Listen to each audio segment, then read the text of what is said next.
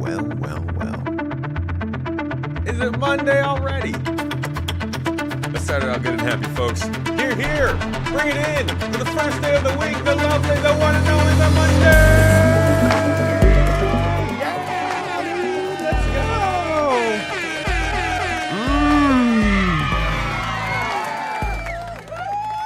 go. What, dude? Yeah, bro. Hey. What's up, everybody? How you doing? Welcome. It's Monday. God, you gotta beat the horribles of Monday with some good delight. You know, it's like fighting fire with love. As long as you're fire retardant, otherwise don't do that. How's everyone doing? How was your weekend? How was your Sunday, your Saturday, your Friday, your lovely day? Sunday was the only day I didn't get to see you. Bless you. Lucky you. You got away for a little bit. I hope you had a good one. The sunlight is flooding in. It's a little too happy. Hold on. There's too much joy in this sunlight. It's supposed to be winter. In my eyes and stuff. Here we go. Back to the cave. What up, folks? Welcome in, chat notification gang. Good to see you, Juke, Mr. Juke. Thank you for the sub starting us off, my man. 15 months on the Prime. Good for you. Although, that means you've been funding Bezos rockets for 15 months, sir. How dare you? No, I'm kidding. I appreciate you. I hope you get the stuff that you need when you need it. That's at least something that Amazon's good for. Space Marine, appreciate you, my dude. Thank you as well for the sub 28 months. He's been around out here. Get a little air horn for that one. Is Destroy in the chat? He hasn't said anything about that yet. Hello? Are you there? Thanks for the sub, Space Marine. And W, who became a coach this week for GII. He's going to be joining the team and running some events and helping to organize for the good folks of the Garden Gang. Thanks for joining, dude. Thanks for the sub. Thanks for supporting. Thanks for being here. Hope you had a lovely weekend. Who else is in here, though? It's not just about the subs, dude. I see Twitch has been dancing for like the last 30 minutes. Dadinsky and Maverick were in here nice and early, dude. I see Avocado got up in here. Welcome, dude. Lurch Lord, good to see you. Just Game. Saint Evo. How you been, man? Morph X. You got 3000 SCU for new Babbage that you can't use your whole C. What? You can't use your whole C? That sounds like you can only use your whole C for that. Welcome, Diva. Good to see you too. 98 Infinity, Mr. Vastin. I didn't see any long diatribes of wisdom in the chat, Vastin. What happened this morning? Vartano, good to see you. Yui. Throwing the head around. PK, also. My man PKP throwing the head around as well. What's up, guys? Feathers. Welcome in, NECA. NECA Claudius. Tomato pulled a 12-hour workday on Sunday, woke up 8 hours later, and is at it again. Yes, I've done my first 7-day work week. Usually I at least get one of them off. This was a first. We had a lot of stuff to get done. You guys will be seeing the products of yesterday's workday in a few days probably now. Actually, I mean, hell. Not like it's gonna be a spoiler. Where is it? Oi! Good God. Sorry guys, I'm getting old. I can't bend down this far anymore. Sound like I'm dying. This is what I was doing on my Sunday. So I have also been tapped by the VR perpetuators that have been flooding the SC market to give this a try. And as many of you know, I don't have like the most impressive, expensive, nicest computer. So I was thinking, why don't I give a bit of a sort of a why don't I give the perspective from somebody who's never tried VR and is not in any way prepared for VR? Pimax. You wanna throw in with someone who has no idea what they're doing? They're like, yeah, you know what? Why not? Let's do it. So I'm giving it a bit of a look over from the perspective of somebody who plays Star Citizen, is looking for that immersion, is excited about the idea of VR but has never done it, and realistically if it's worth jumping into or not. So that was quite the Sunday. But last week was also really busy. Just a lot of videos went out last week. So it's good to be done with January.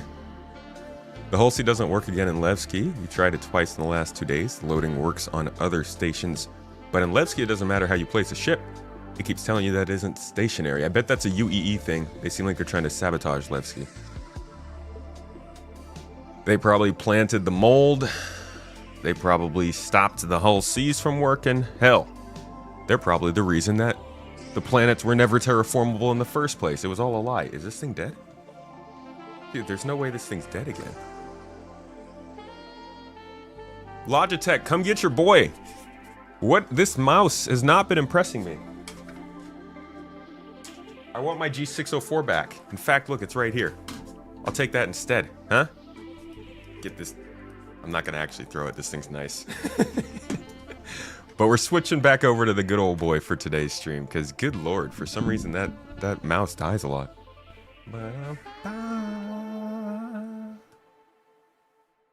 Levski unloads do work. Leave the box and call it again. Yeah, you just gotta bang on the window a couple times. Are cargo elevators working yet? From what I've seen, yeah. You should really check out Job Simulator for VR, assuming you have the hand controllers. An oldie but a goodie. Mrs. Tomato, can we put Job Simulator on the list? So one of the things that I'm doing with this headset is like, obviously I had to check a couple other games just to make sure my performance on Star Citizen was actually Star Citizen and not the headset. And so I got Beat Saber, which is really sick, but all the coolest music is stuck behind a paywall, unfortunately. And we are looking for some other games to try out. Obviously, I want to try out Half-Life Alyx and Elite Dangerous. I'll definitely try in VR. But yeah, if you have any other suggestions, we'll have this thing for a little while. If I end up liking it and eventually can upgrade my PC to be able to run it, because let me tell you, my PC doesn't run it very well, then I will probably do a couple more videos on it going forward if people are into it, but we'll see.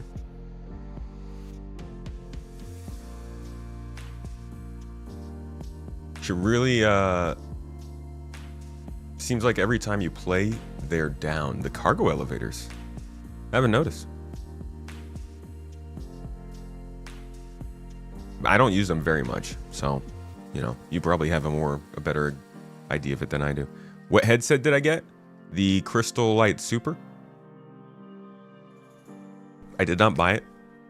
They're just letting me use it so that I can have a look, have a try, give a poke. There are ways to import your own songs into Beat Saber? What? That's pretty cool. VTOL VR. It's what SC will be like in the future, and it makes you feel like a fighter pilot. VTOL VR. Okay. Interesting one. As long as it's not like DCS, kick my ass kind of game. Okay, so the plan for today, if people are interested, we'll see. I thought we would do a spontaneous call-in podcast. There's a lot of talk around the... There is a lot of talk around this new event. It's been going for several days now. Obviously not long enough for us to know particularly if it's a success or not, but I am interested in people's feedback on it. A lot of what I've seen on Reddit has actually been positive. A lot of people are very excited about the ability to work together in teams. Obviously, there's still plenty of criticism about, like we've seen in chat, stability of cargo elevators, the ability to load certain ships, or even just the missions themselves being a bit boring. So I kind of want to hear, just in general, a wide swath of feedback on this, and I think CIG could probably use some. Maybe it's a little early for them to be getting some. They're probably going to get plenty over the course of the next 2 months. But I like a little distilled, you know, concentrated down, salty, sugary complexion of feelings from you guys to describe what your first feelings are of this week with the event. working together as a team, or if anybody is doing the piracy route. Actually, I'd really like to hear that. So if you guys do want to come on and have a little chat, you don't have to come on your camera. You can just hop in voice. We have a voice room open in the Discord right now. Anybody can hop in it. You'll just check in with Mrs. Tomato. She will drag you up into the room, and then we can have a chat about how this whole event is going. All are welcome. I'll be chilling here for the next however many minutes, shivering my ass off alone. Don't embarrass me. Don't make me feel lonely. Come talk to me. Come have a chat. No, I'm kidding. You definitely don't have to come up. If nobody's interested, we'll just move on. But I thought it would be cool. I think it's a pretty cool event, and they're doing things a little bit differently, so might as well see what people are feeling about it. You came from the title. You love this event. It's not perfect, but it has a variety of gameplay, and people are working together, even if it's cheesy mass group thing. Well, that's the thing. Is like, obviously, there's something to people wanting to group together to do this stuff, even if it doesn't mean they're getting the most challenging experience. But how long does that last? And is that truly what people are looking for? Or are people looking for the rewards? Will people do this if there aren't good rewards? Will people do this if there's more competition? Does there need to be more competition? I think there's a lot of questions and possibilities to be had here. Give me 1 second. I think I may need to change the permissions in this room real quick. Speak. Allow people to speak. Did that work? Yes, it did work. Sniping Kiwi, hello, welcome. Our first guest of the day. Hello, how are you? I'm good. I am good. You enjoying this clearing the air event? Well, I'm done with it, so I'm glad I'm done with it. I enjoyed it for just the camaraderie I got with some random people. Mm-hmm. But for the most part, I'll be honest, when they announced the event, I was thinking about skipping it until they announced that party members would share points and it wouldn't be split. So as soon as they said that, I was like, oh, okay, then I'll go ahead and I'll hop in and I can work together with some people that way. Was honestly not expecting to be done with it so fast. Yeah, I think that's a big surprise to a lot of people. So I think that would be one of my main criticisms was once they unlocked party members sharing events with no split, then maybe the points should have affected that as well. Like they should have made everything scale up. Yeah, because it got done. Like I was done 2 days, maybe total of 3 hours. I was done, and my main focus was combat and cargo. And as far as I'll give CIG. I'll start with the positives first. That I didn't have any major issues with cargo. Elevators were working. I did have one. I only stuck with the 6 SU of cargo, just because specifically to get away from any potential bugs with the larger cargo containers. And then the first time we did do a large cargo container, one of the boxes bugged out, so we couldn't complete the mission. We had to submit it partially completed. It just wouldn't be so read. We didn't get filled. Yeah, but I did have a friend who tried mining, and the mole bags weren't working correctly. I don't know if that's a bug with the mole itself or, but he was having a hard time with the mole being destroyed every time he tried landing it at a refinery. Every single time it would be destroyed. So I don't know if that was just an issue with that. But as far as the event itself, overall, I'd give it a I wasn't excited by it. The missions are kind of copy paste of other missions. But I'm glad that everything's working for the most part.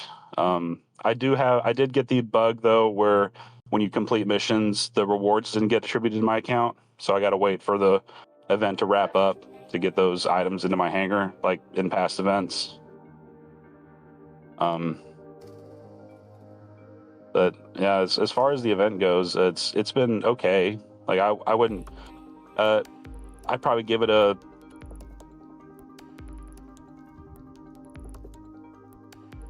I just wasn't excited by it, and it was like I said, it was copy paste of other missions, and I do hope that I was kind of hoping that we would have something similar to the resource drive, where there might be a story proponent to it, where if something were to happen, like if Levski didn't get the air cleared, then maybe something would happen with Levski, or maybe there'd be an ongoing effect with Levski. When when you jump into these events, are you joining mainly for the event itself, like the gameplay, or are you looking for the rewards? I'm 100% looking for the rewards. So did you feel like the rewards for this one were worth it? I do like the skins, the armor. The armor I could have taken or left. The main reason I did it was because I really like the look of the Perseus skin, and I did like the fact that we kind of get a painted fabricator for future use, like a little, like it's a kind of little homage to doing this event. Yeah. Or, so as far as the rewards go, crafting's coming soon, right? Yeah, soon TM. But yeah, the rewards were good. I thought the rewards were kind of cool. I do dabble in machinima in Star Citizen, so the clothing I thought was really cool looking. So for stuff like that, I was excited for. I do hope that one day we'll have a reason to wear clothes versus wearing armor. But you feel like it's mitigate stuff like that. But you feel like it's not. It wasn't enough to justify jumping into the event yet. Like there should have been more to the event for these kinds of rewards. For these kinds of rewards, I think the event is fine because of how easy it is to complete. That's my main takeaway from this. If you're trying to complete these events, as soon as you join a server or if you join on a friend, just ask in global, like, is there a group doing the event? Or if there's not, try to get one started, because the more people you got going, the faster it is to complete. If someone's trying to do this solo or just doing it with a couple people, it would not be worth it. Like the time to do this would not be worth it. But if they do, so that's a bit of a problem though, right? If this is too easy for groups, but it's not worth it for solos, then it seems like there's something wrong, because a big complaint a lot of people have is that nothing in this game is made for solos. So if they start balancing the effort to put into these events around the idea that everyone's just jumping into groups to do it, that could skew the way the events are being made. No, I agree with that. I didn't even think about that, because solo, like I tend to play with other players. I don't solo too much. I'll do combat solo. So that's a point I didn't even consider. Is this was definitely an event that catered towards large groups, or even not even just large groups, but just getting people to work to farm the missions together. Because I was not a part of, when I was doing the event, I was not a part of any other group. I was by myself, and I was just accepting missions and getting the rewards for that. So I think that might also come down to maybe the mission system as well. Is maybe we need to, or maybe the missions need to be catered a little bit more, either to group play to get the rewards, or when it comes to solos, like that's kind of like I think the group play should have been, the point should have been split, because they just got done way too fast. But then you have, the large SCU missions. You get a couple people doing that, 3 or 4. You can load up stuff really fast, and then you get those points. Whereas if a solo's doing it, then it's not. Then that's going to take forever. Yeah. So, but that's kind of that's sort of how it's made to work, right? I think the problem that we're running into here is the event's running for another 50 days. It's only been about 5 days so far, but people are completing it in groups really quickly. And the last time they did an event like this where they split the points, I think there was a problem in that resource rush didn't work consistently. But people were complaining that it was taking too long when it took them 4 or 5 weeks to do it. So it almost feels like even if there's an event that's kind of balanced so that it takes you 6 weeks to do it, people start to get antsy after the first week that they're not completing things. Like, we need to train ourselves to get used to actually taking time to do these things again. Yeah, but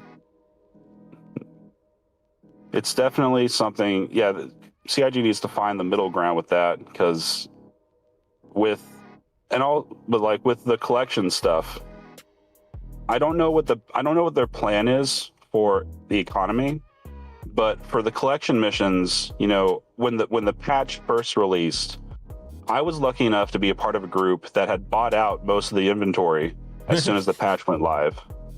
And so I got the collection mission done really fast because I was in the right place, right time. And now that the inventories are gone, people are mining. So now the collection stuff is kind of starting to, I think out of all the missions, the collections ones kind of make the most sense if you take the inventories. If you were to take the inventory stuff out, like people having to go and mine and refine, that timeline probably looks more of what CIG is wanting it to look like, I would imagine. Mm-hmm. Because once the patch goes live and people can buy up what you can buy, then those other players who got in late, then they have to resort to mining. Mm-hmm. But maybe for future events like this, maybe the patches start out with low inventory. That way people can't just complete it if they just got lucky to get there. Yeah. As far as the lore, I mean, you could say that as far as lore goes, you can say like NPCs or the universe itself is trying to help out. So there's already an inventory risk instead of starting out with normal inventory and then it goes down. Yeah. Whenever this can actually have some kind of effect or even be affected by the supply and demand of the actual game, it'd be cool to see how they could change the way it works. I think events like this will start getting better when we start having, like, when things aren't changing radically between patches. Mm-hmm. So when CIG puts a patch out and it doesn't just reset everything, things that were going on before the patch came out can continue on. Yeah. But then I don't know how that's going to look, because you do have the data miners and the people who are playing in the PTU who already know what inventory you need for the event. So if you're able to buy up inventory before the event goes live, but I know CIG, I think CIG's kind of got a catch-22 there, where it's like they can't hide the event before the patch goes live, but they need to test the event. But I hope, like, in the future, events will be more player driven. That's kind of what I'm waiting for, is these kind of events happening, or they just kind of happen instead of we know about it ahead of time. Yeah. I think we're getting pretty close to that. I think really social tools and better persistence. Like, we have the ability to do that now. It's just that nobody wants to, because you could put 10 hours of effort into something and then it all gets lost in a second because some glitch or crash or something. Mm-hmm. Or CIG has announced that we're gonna have a wipe soon. So I know a lot of people have kind of stopped. They haven't grinding, or they haven't announced anything. They haven't announced anything about a wipe. Well, not a wipe is coming up, but like the economy team said that a wipe will happen down the road at some point. Yeah. We don't know when that's going to happen, but I know they've said that once they get all the economy stuff figured out, then they'll. Sorry, but that's going off a different topic instead of the event, so I apologize. No, that's fine. I mean, we're here to talk wherever it goes. But yeah, I think a lot of people, whether they have realistic fears of a wipe or just kind of boogeymanning it, people will have reasons not to put a lot of effort into stuff right now. And well, as the game gets more stable, I think that goes away a little bit more every time. Yeah, but the rewards do help. Like that I know I do feel bad for players who are wanting the rewards, but now like I got really lucky that the patch just happened to go live as soon as I got home, and so I updated and got in. And I know some players, you got players who are still at work, and you need to, now they have to grind or you've got people who have to mine. I don't know if other people have had issues with ships like the Mole. I don't know if that's going on with it. Once we switched to the Prospector, it was fine.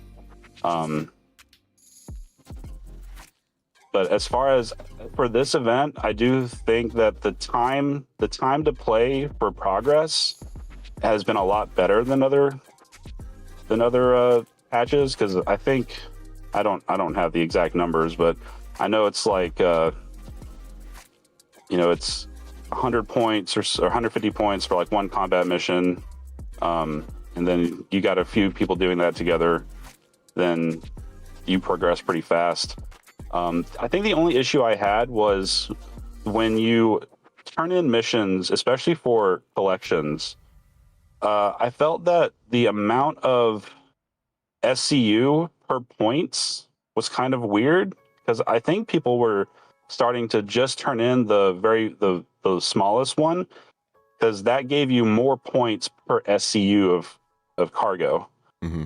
Yeah, I think the point system is going to need some balance. They're going to need to definitely go back and look at how things are going to progress. But honestly, as far as the earning rate goes, I think that's going to probably be something we can comment on better when the event actually ends, because we're just still so early in it. Yeah, and then I don't know what other people's experience of it has been. I know several people, like people in my friend group, who have finished it. They're done with it now. And yeah, it's been just over, like, not even a week. Yeah, patch came out. It's been getting Wednesday? finished pretty quick. Yeah. All right, Sniping Kiwi, thank you so much for talking, dude. I appreciate your feedback on the event. I hope, well, I guess you've already finished it, so you got other things that you can go do now. But I hope you get some good fun times out of 4.6 going forward, dude. No, I appreciate it. Thank you for having me. Yeah, man. You have a good Thanks one. for jumping in. See you later. Bye. Next up, we've got Hollinger in here to talk about what did you get to do with this event, clearing the air. Did you run cargo? Did you do some mining collection? Are you already finished with it? Hey, what's going on? Nothing I've only much. had a couple hours yesterday with the event, and I mean, so far so good. I think right now it's pretty easy for everybody to share missions and get in groups. I see that happening a lot in global, and so far I think maybe the middle ground between what you guys were discussing was making it so that when you guys share missions, you only get a percentage of the points instead of all of the points, because it kind of seems like that's what's going on here. Because I think the last event, I didn't play that one, but I think the points or sharing the missions was disabled. Yeah, well, the problem that people get a lot with any of the missions in the game really is that, like, when you run it as a group, you end up getting a very small fraction of the reward, and so people say it's not worth it to run it as a group, and everyone runs it solo. And so once you get into that idea of splitting points, people start to, balance whether it's worth it. It's always about how do I finish it fastest, rather than having the most fun for a lot of folks, I think, and that's where we run into the problem. Yeah, it seems hard to balance that when you're working with the tools that you have from CIG's perspective to try and continue engagement and content. Very unfinished game. Yeah. I think the feedback largely from everyone seems to be, at least something that everyone could agree on, is social tools would have been very helpful here. Yes. God, yes. I think that's the biggest. It's already obvious, but this just made it so much more. Yeah, and I'm in the same exact camp as you and Paul. That the announcements and the loading screens for the Aceto communications, that's definitely just talking about social tools. Yeah, hopefully that's like next month kind of thing. Man, I really hope so. At the very least, just like better categorization for text chat and better support for voice chat would go so far. How are you doing on the event so far? You said you started it just yesterday and had a few hours. Is it how far have you gotten? Any rewards, any unlocks so far? Or are you kind of setting yourself on a pace for months? Yeah, playing solo mostly. I haven't really grouped up with many people. I did one mission with randoms from global chat. Helped a guy unload a Hermes. Great looking ship. And then after that, I did a couple of the defense missions, and then one more hauling mission. And then I joined a group in global where everyone was sharing the missions. And I think I got about a third of the way with all the goals yesterday. Okay. So how do you feel about doing it when you were doing it solo? Did it feel too much like a grind? Were you bored? Were you getting enjoyment out of it, or was it once you got into the group you didn't really want to go back? I personally, I have a lot more fun playing together with other people. I think the best moments you can have in this game by far, and what truly make it shine, are having just mundane moments like unloading cargo with completely random people. Yeah. Because it makes you feel a sense of the scale of the game itself, and enjoying that with other people, I think, is the best fun that you can have in the game. Especially when they weren't like from your original group. It's really nice to make new friends doing this stuff. Oh, absolutely. Yeah, I've made tons of friends all the time. Just people hop on and play games with every now and again. Yeah, I think the most engaging moments are definitely the most fun in the game. Last year, towards the start of the year, I bought myself a 890 jump skin, the first one, the black one, and I didn't have the ship at all, but I set the goal to only trade players with items I've looted for money to get an 890 jump. And I got one towards the end of the year, before the economy got real bloated, and that was pretty nice. And then I think a week after that, I made 4 billion selling a couple of passkey discs, and I bought 6 more of them. All player trading? Yeah. That's nice. People say that exploration doesn't exist, but like all you would need to do is be able to save a marker and tell them where they could go to get that stuff, and you've got the game loop right there. Oh, absolutely. Going out and prospecting and finding. I mean, you see people doing that every now and again. You'll look and you can find it in global chat every now and again. Somebody can sell the location of like, hey, I've got a Quantanium rock I definitely can't crack. Here's the location if you want to buy it. Love that. Just wish it was easier. Exactly. What do you think of the... I wish there was some place in game where you could post these things. Yeah, seriously. What do you think of the Hermes? I think it's pretty good. I think it's definitely a copy and should definitely share the skins. yeah, that's good. I think that's going to be a pain point of this ship for a while. It's going to make the Apollo look really bad, man. Yeah, unfortunately. But I think overall, it definitely stands out on its own as a hauling ship. I really liked it. I think with 2 people playing in a ship like that, it's a nice ride, and I think it stands out as its own as a hauling ship. And the medical variant, not the separate chip. But the medical variant stands out on its own as well. I think they did a good job with this one. Yeah. You like the Apollo? Yeah, I'm a fan of medical gameplay. Every now and again, I mostly do hauling and looting. Are you disappointed that this didn't end up being some kind of a medical event? A little bit. I mean, it seems medical themed. It's definitely first responder, Yeah. UN health themed. I was very hopeful that there would be, I don't know, it would have been nice if there was at least some kind of like rescue NPC missions from somewhere. I guess there's no ground locations in Nyx, but like it would have been cool if there was a little bit more of just that extra element to this one. Yeah, like interacting with the AI. Actually, I think we'll see a lot more of that towards when they get the fleet. What was it, the fleet combat in Mhm. towards the half of the year? I noticed part of that mission was extracting a VIP, and Yeah. I don't know if that means the ship is just going to go into a hangar and it'll close and then magically come out with an NPC, or if it means you're actually going to go pick up that NPC and take it somewhere. They were very light on the detail there. They just kind of they were like, and then you'll bring a drop ship in to pick up the people trying to leave. And everybody paused for a second. They're like, wait, what? And then they moved on before we got to ask.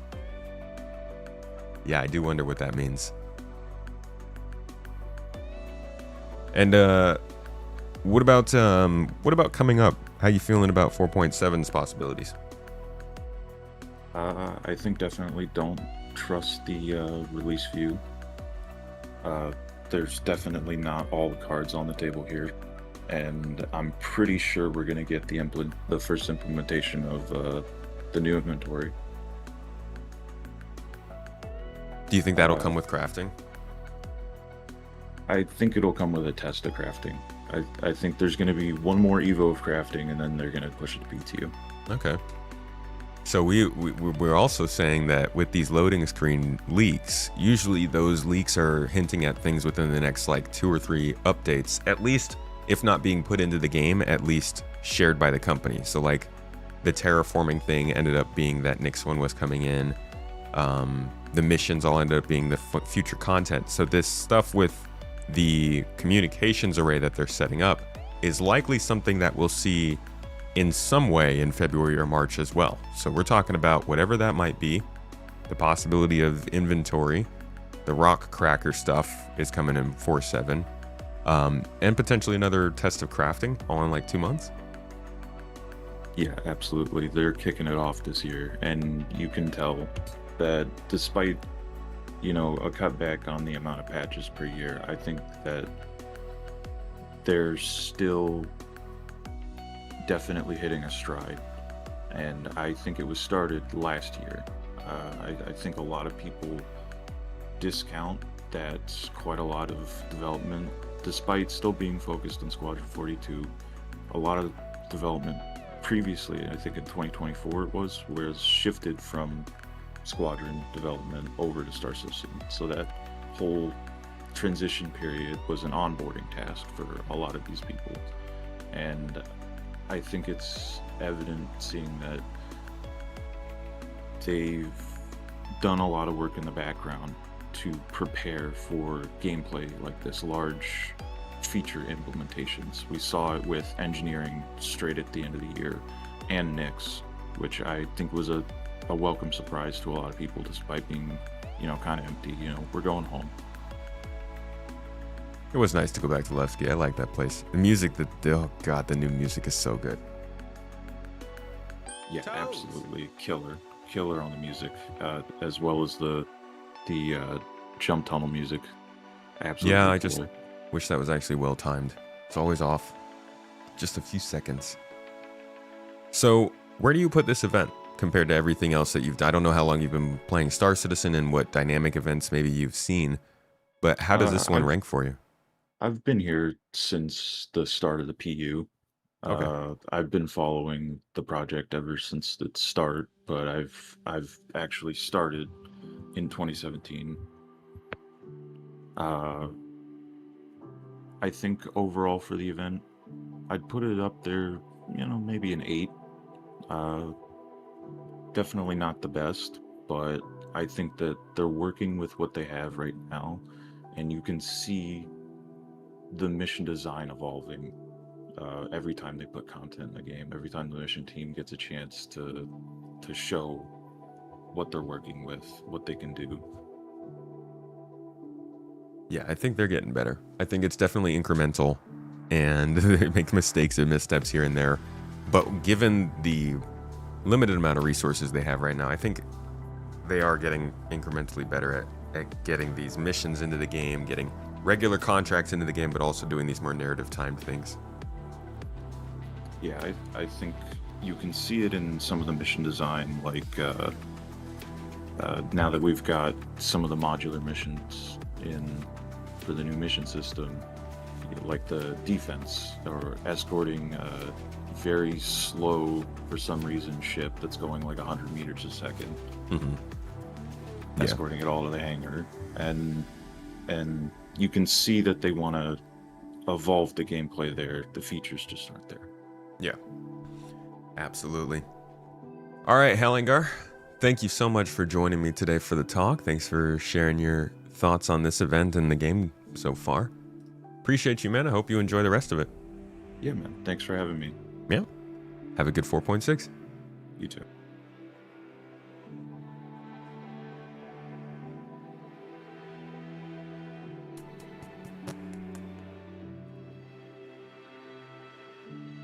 Alrighty, y'all.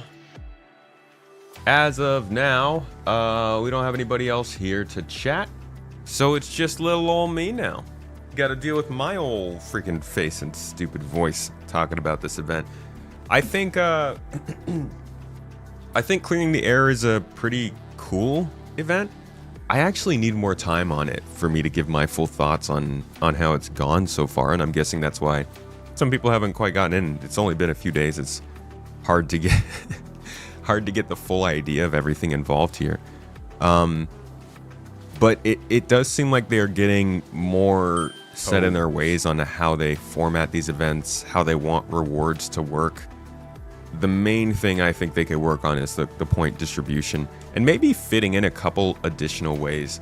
So the most interesting part of this, in my opinion, is the collections, because the collections is more about the sandbox, right? These are easy missions to get, but this is like go out and get stuff however you can. And that can have cascading effects that I feel like the game hasn't made us aware of yet. Like, if we had deep space probing, then you would have people actually looking for the highest concentrations of these things on which planets. Then you would have people going to those planets for those things. And like, while they tell us those things are on those planets, because there's not an obvious way to find that information out, or because most people don't know, or because that's a new feature in 4.6, it's not like the clear-cut sort of meta way to do this. There's also the fact that you could salvage stuff. You could know that there was a trade route of certain NPC ships that carries a certain thing, and then go and steal from there. You could salvage things because you knew that there's big shipwrecks in certain places. I don't know, there's just a ton of potential in the collections part of this mission and this event that it seems like we still can't tap into. A parody channel called Space Potato. That sounds like the winner, dude. Oh, God, I love potatoes so much. Neca Claudius, hey, dude, thanks for the Prime sub. That's 9 months of Prime sub, dude. That's a Prime, baby. Baby Miss Prime. Thank you. That was ridiculous. Thank you for that. Thanks for the support, dude. Thanks for being part of the stream and the channel and the Toes gang. Hope you're having a lovely day. Is there a second part to this? I wasn't planning on it. I mean, anybody's still free to hop in here and have a chat. Have a little chat. Oh, second part to the mission. Not that I know of, but it runs until March. So by all means, they might complicate things next month. Better parody would be Space Olives. Careful.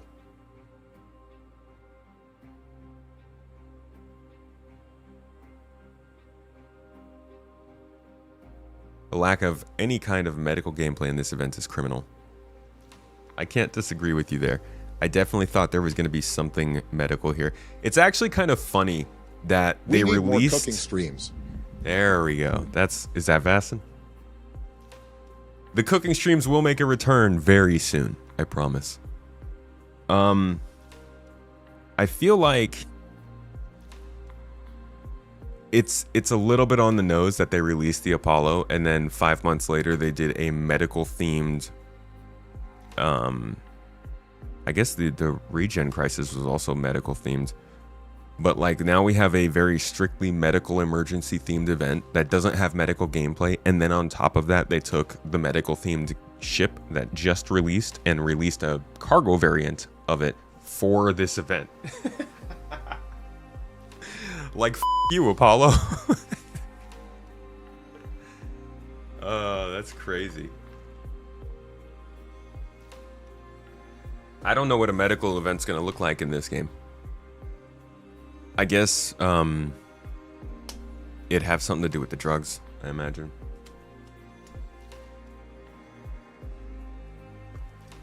Imagine if they reworked the 890 jump FPS mission to just make it a medical rescue. I'm surprised we haven't gotten more missions like the 890 jump one. That one just makes me sad. I do like the mission. The idea for that mission is great. Imagine that mission, but military themed on a Perseus instead, or a Polaris. It's a cool idea for a mission. All right, NECA Claudius got a hype train started on the Twitch channel. I don't understand how Twitch decides when that happens, but I think they're lying. You love how the 200 SU mission is just a bit too much for the raft, but perfect for the Hermes. Just right. Call this when they drop the Apollo. The whole medical design doc, that's all the medical we're going to get for 1.0. I wouldn't be surprised. All we needed was some Melina symptom relief med pens. Just like a magical dark... What color med pen do we not have? Like a dark yellow, maybe? We do need more space encounters. Yeah, you're not wrong about that. Take a look at random encounters in tons of games and give me a random space encounter. The probability volumes, right? But as soon as you do start adding random space encounters, then people will start to get unhappy that they can't just fly places without something happening. But I guess that always depends on what's going on in the system. Shall we talk about Quantum again? It's where we're starting to head. Oh, that makes me sad. A blue syringe to load into the med gun specifically for the Melina mold. Heck, Melina. Do you think there will be actually rewards for completing the milestones? Which milestones? These?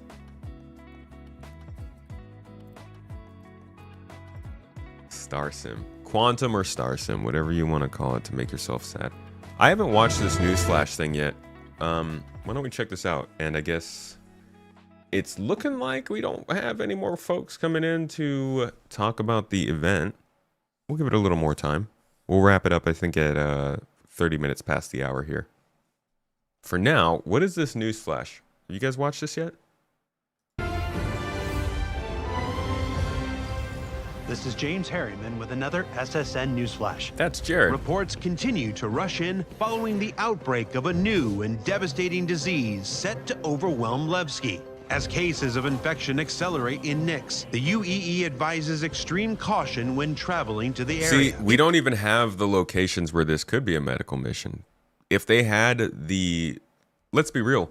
If we already had the Nix space stations, like the People's Alliance space stations, if we already had Nix 1 with its outposts and different factions, there probably would have been a medical part of this mission. They probably would have had us ferrying people back to Levski or something, or somewhere. But the system doesn't even have the infrastructure yet, because what was put into the game is still pretty bare.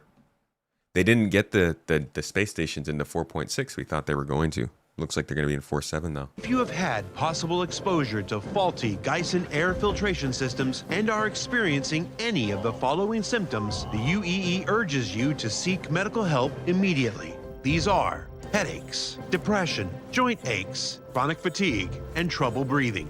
As the death toll continues to climb, the People's Alliance have issued a plea for volunteers to help Alliance Aid in managing this spiraling situation. Until next time, this is James Harriman reporting. Is his name Harryman? God damn it.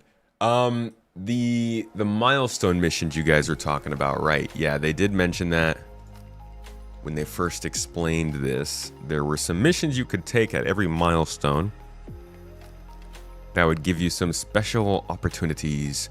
Milestone activities are special hard difficulty missions that citizens can access once enough progress has been made in individual divisions. These missions are only playable once, boosting your progress and delivering more unique narrative scenarios. Doesn't say anything about a unique reward, just narrative scenarios. You can pick up critical commodities needed to address the situation. You can source and deliver commodities to support the initiative and help find a solution.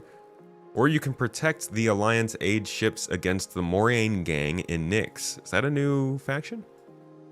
Then you can transport their valuable cargo back to Stanton for study. I do like that. So that's the defense mission. That second one we had mentioned was the collection mission, where you have to source the stuff yourself. Then there's the transport mission, which is a cargo mission, basically. So this is the real sandbox one, the collection. But the defense one does sound like fun to me. They are not hard.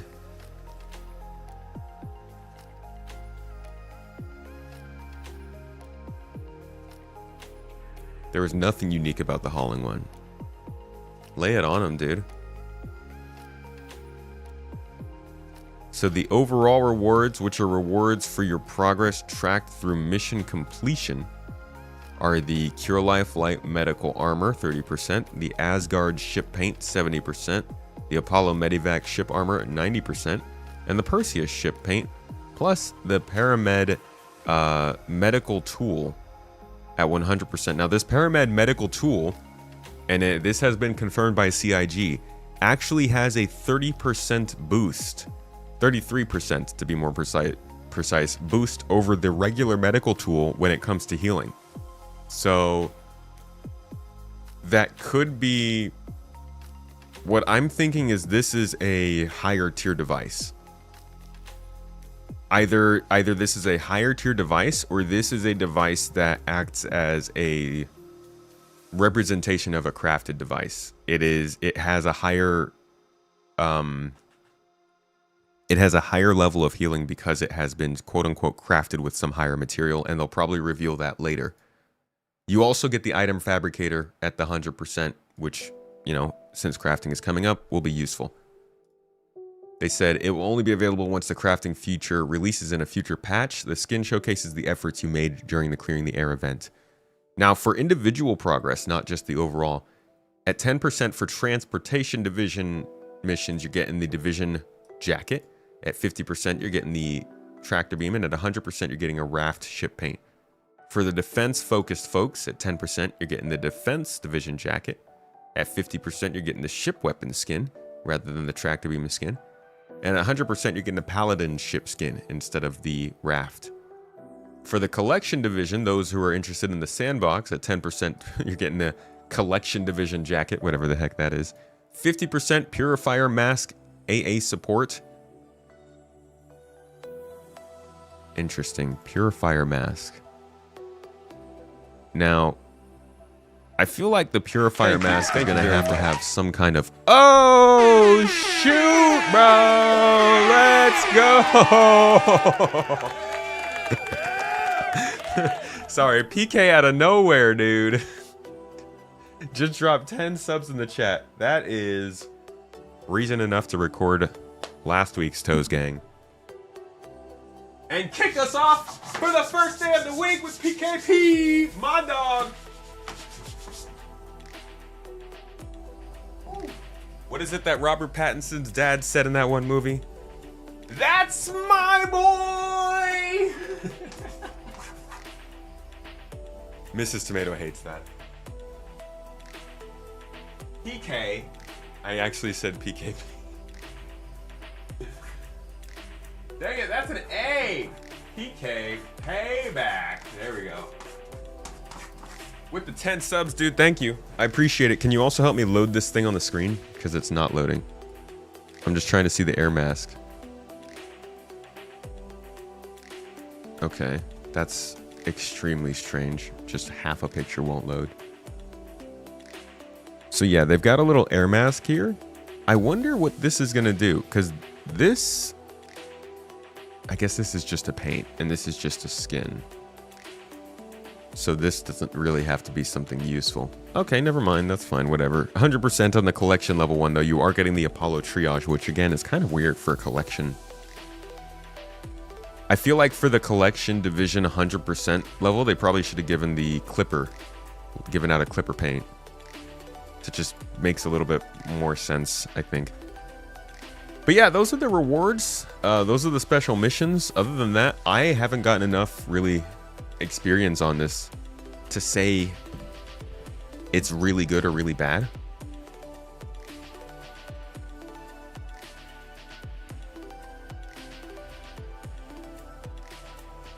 Yeah, the new healing tool is healing faster than it's supposed to. It's supposed to be 33%.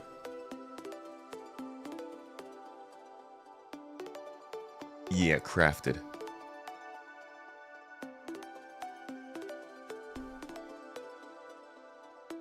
We need to have stuff for medics like bubble shelters and suit cracking. Suit cracking, interesting. Can't believe they're giving an Apollo paint and not a Hermes. That's actually pretty funny too, yeah. They're like, here's a new ship, but we're not going to give you the skin for it. Don't worry, they'll give out a Hermes skin in 2 patches. Right, that's why we're getting a Perseus ship paint now.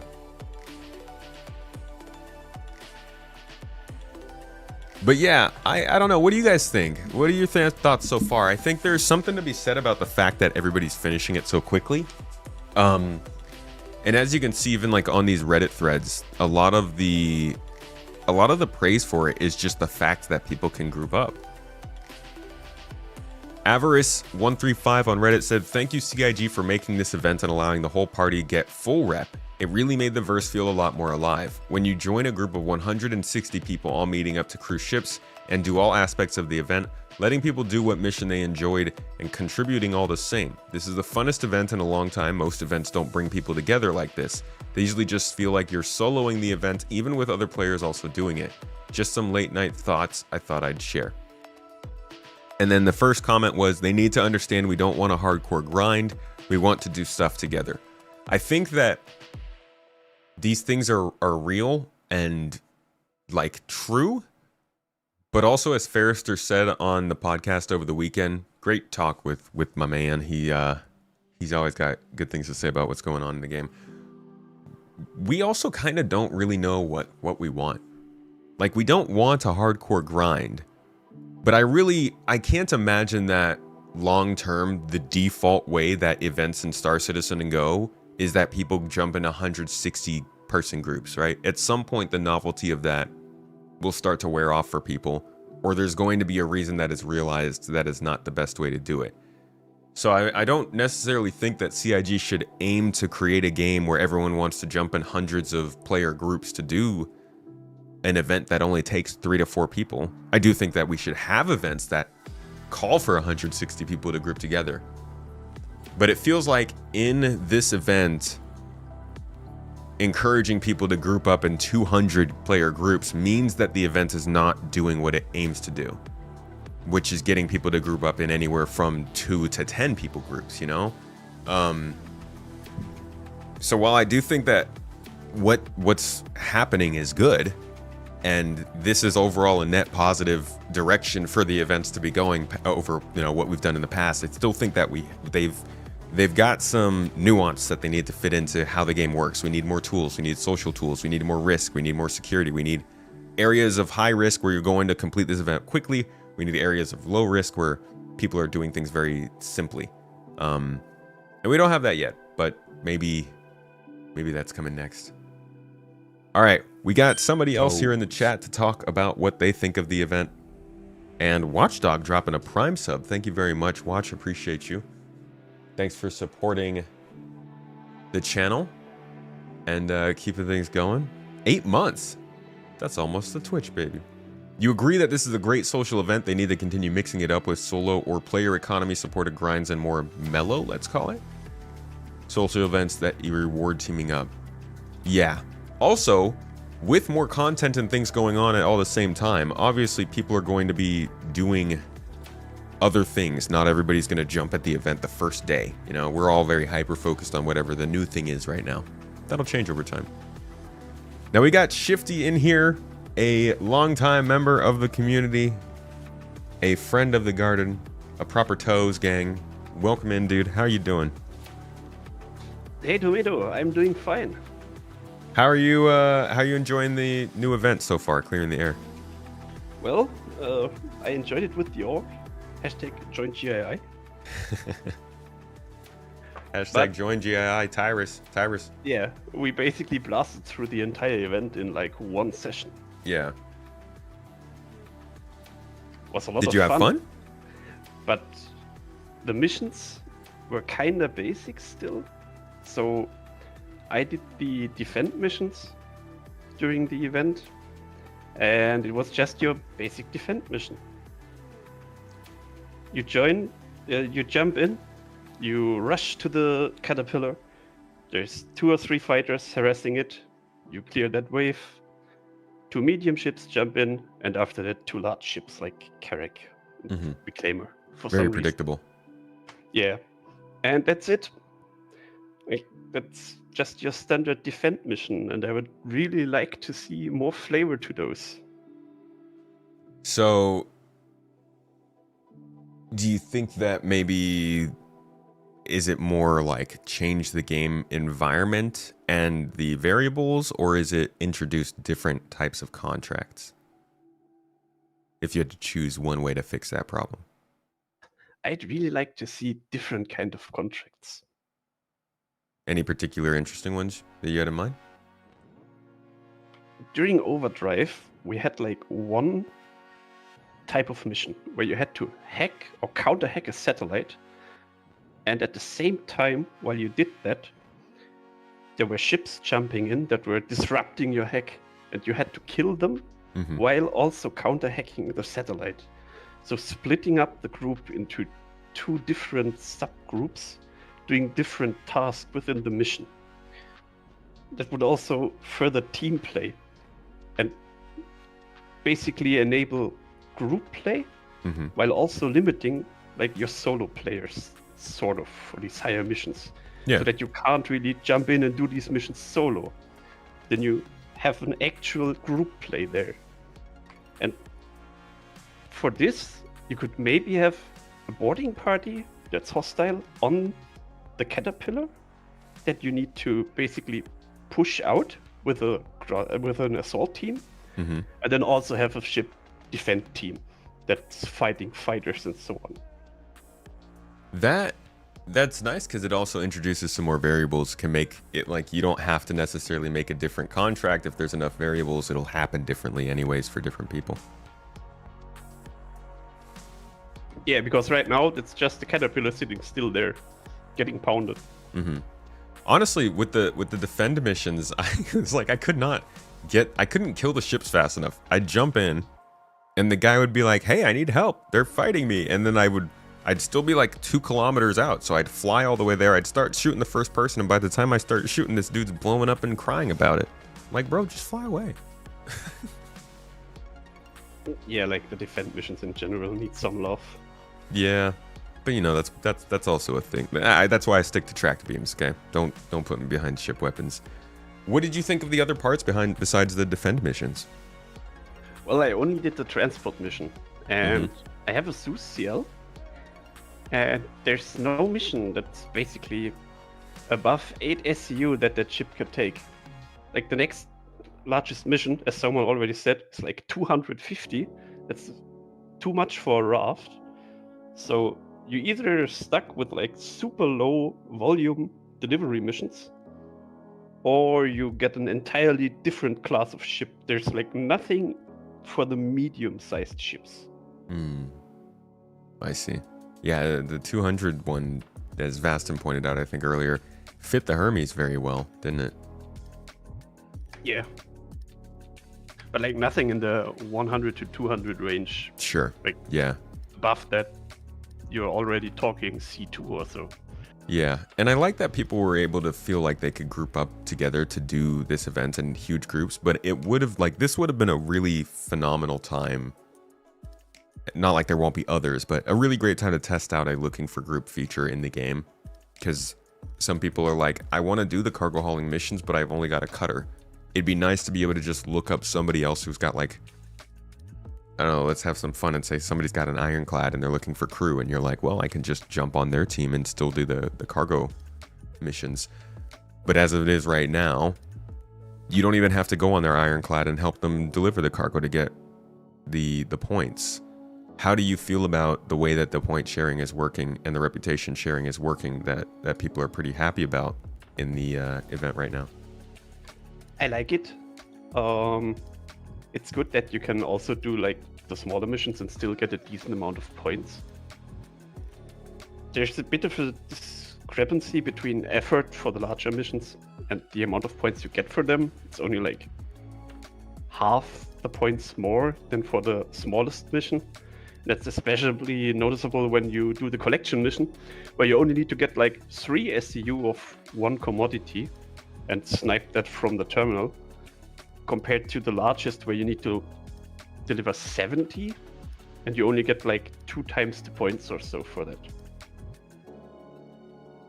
But doesn't that kind of make sense? Because if you don't even have to be involved in doing the mission, then they're kind of counteracting that by not giving as many points when it gets split.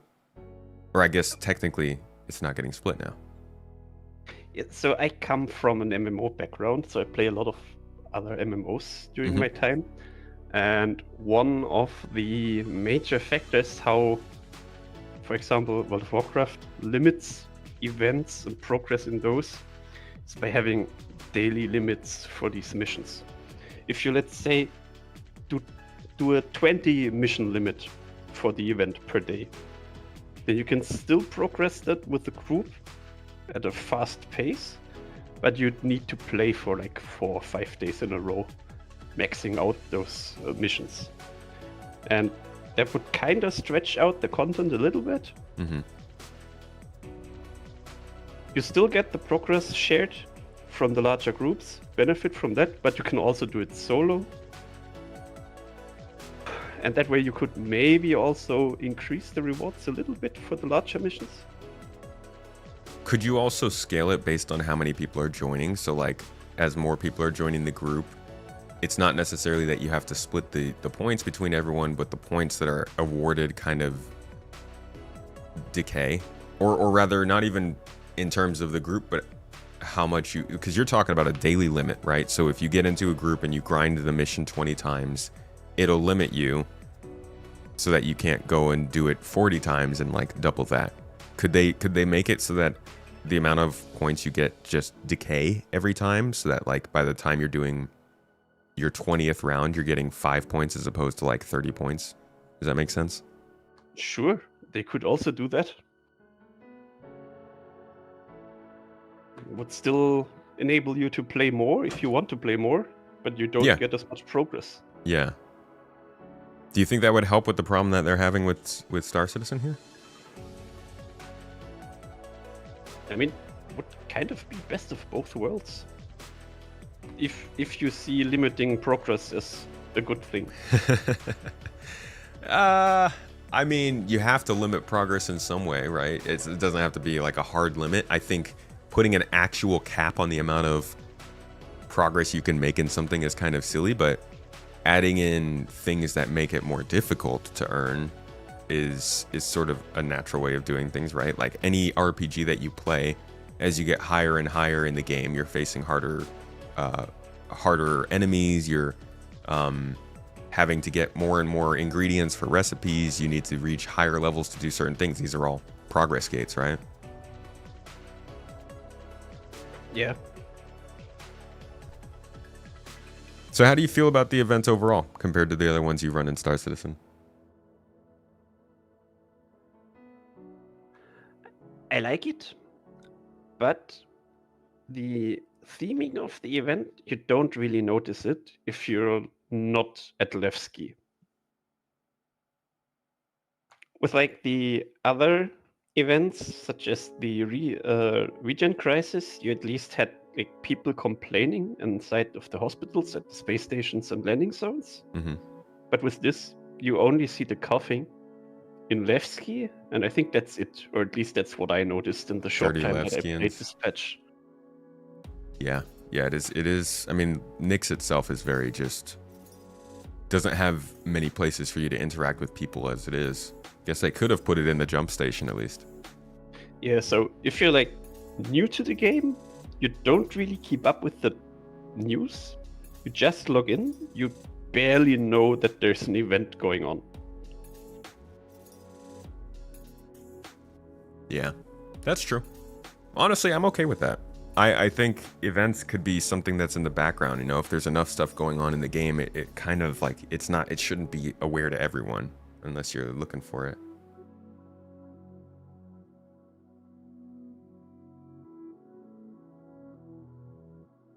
Anything else that you want to say about the event?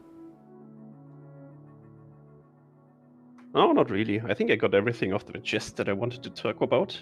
Cool.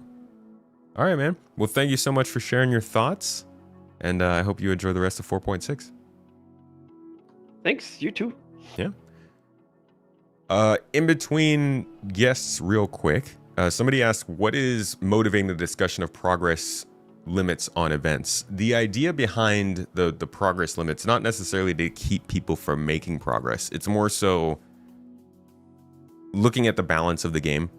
Basically, if there's no difficulty, right? Let's say that there's no health bar, there's no injuries, there's no prison, there's nothing that stops you from doing whatever you want. Then eventually the devs feel like they start to have to balance around that and make things more and more interesting for the people who are going above and beyond and doing all those things.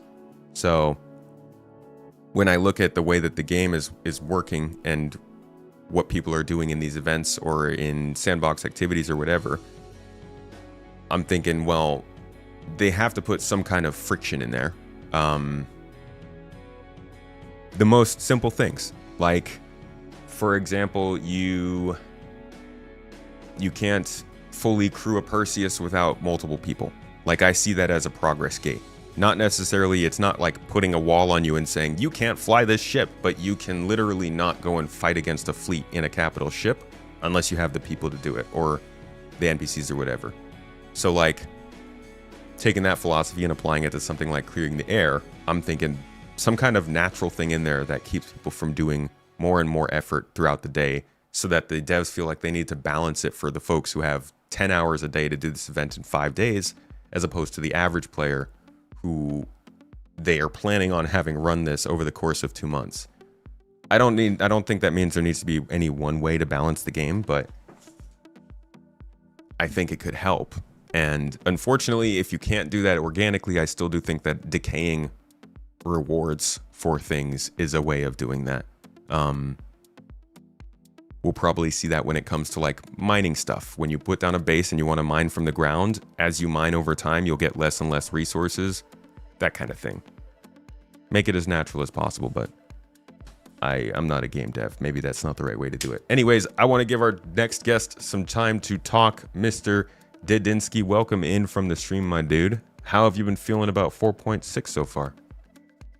It's been decent. The event is interesting. It, like other people have said, it does feel a lot like the other events. I agree with Shifty in saying that it's hard to tell the theming of the event if you're not actually in Levski. Mm-hmm. Other than, when you're walking through a spaceport and everyone's ducking and diving and trying to dodge. Well, I'm old, maybe, I don't know. But like the NPCs, Yeah. the crafts thing. Yeah. But other than being part of the garden, my other org that I'm part of is a police org, and it's the event itself has presented interesting opportunities for that, in that we heard through certain ways. I can't say how, but there was a griefer org that was planning on like basically blockading the pipeline between the Stanton Gateway and Levski to try and get the materials off of people and steal them and stuff. And so we were able to get into the same server as them and run like counter blockading and basically stop that. So it kind of led to some fun situations for our org being, trying to stop the crime. And I thought that was cool. So. Wow. That's pretty cool. I gotta find out how you find that information. That sounds like some fun action to get in on. So you've been getting to experience it a little more organically, stopping pirates and doing more of the sandbox collection stuff. Has it hit the mark when it comes to those things? Is there something that's missing? Well, it hit the mark as far as it's actually presented opportunities for us to do the rules that we're really shooting for. It's not necessarily something that's rewarded as part of the event, but it's something that's rewarding as far as it's the gameplay that we're desiring. So that part is pretty cool. I joined the garden event yesterday yesterday and did a little bit of grinding in that sense and got almost all the way done. But I don't know, the grind stuff to me is just like a side thing. I do it for the rewards. That's about it. But there's not enough story there for me to be able to be like, oh yeah, this is totally worth it. So you're more doing it for the kind of the fun then? Yeah, the experience of playing with other people and the RP experience of with the police org doing the counter blockade stuff and stuff cool. like that. It's that part's been fun. So you're not specifically going headstrong into it, trying to finish it as fast as possible, right? Not particularly, because I have 3 kids and a lot of schedule stuff, so I don't have all the time in the world to play. So the time I do have to play, I want to be able to play with other people and not feel like I'm just all alone doing boring stuff. So okay. So given that, what kind of progress have you made so far? Just in the garden event alone, I actually the only thing I have left at this point is the hauling one. So, and I'm probably about 75% of the way there. So even though you have so many things other going on in life and kind of don't feel like you have too much time to play, you have basically finished the event in one day. Yeah, it happened really quick. And part of that, I think, was because something interesting happened when I was in the event yesterday. Was in between trying to say yes to all the notifications for mission shares, there was people in the server we were on that were just spamming invites to everyone on the server, I think, and I accidentally accepted that and got pulled into there where there was a couple hundred people all in one group. And so then I was like, where are you guys? I didn't realize it until they're like, you're not in our group. Yeah. And so that was something interesting that happened. I don't know. That's also, I think, a risk that comes from this is, and I was talking earlier about how while it's cool that these are 200 player groups, it's also not really that realistic for this kind of event. I'm realizing pirates could have very easily snuck into these events and caused absolute havoc.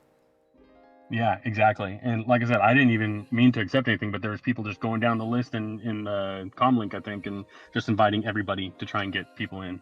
Ooh. And so it was a constant slew of notifications of this person's connected, this person's disconnected, this person's connected. And so it was hard to manage. That's crazy.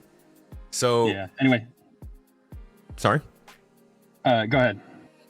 I was going to say, so this is kind of like a long event. It's running until March 17th from January 28th. Now, obviously, some people might not hear about it until then. And for that reason, it's good to give a 2-month window for people to jump in and kind of learn this kind of stuff. But do you feel like it's a failure that people are finishing it and not taking the whole time, or are you more of the mindset that there should be enough time for people to join in that last week and still get it finished? I'm of the mindset that I think it's a trial and error thing as far as settings goes for these events with SIG, and they're just trying to figure out the balance, on how much is earned, how much, whether to split or not split. And so they're adjusting and adapting to like what you were saying about people complaining it's taking too long, complaining about the split. Now the people are saying it's too short. So Yeah. it's Yeah, people were freaking out in the lead up to Yeah. this when they saw how many missions they'd have to complete. Yeah. So I think it's them still trying to figure it out. And the reality is it is still an alpha. I know that's something that's often said, but they're still trying to find the balance on what the sweet spot is for these events and progress. So Yeah, it's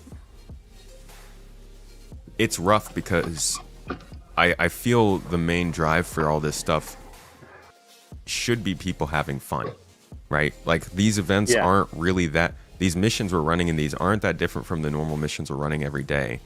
The idea behind these events should be trying to get into the narrative and like the camaraderie, but it's turning into more of a focus on like how much can I get done, how quickly, is it going to take too long? Yeah.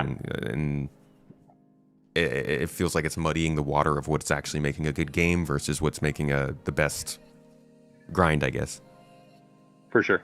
Well, anyway, that's all the time I have. I was on my break at work, so Oh, for sure, have a man. good one. I'll still be listening and lurking. So Thank you, dude. Good Thanks talking for to you. sharing your thoughts. yeah, see ya. See you later.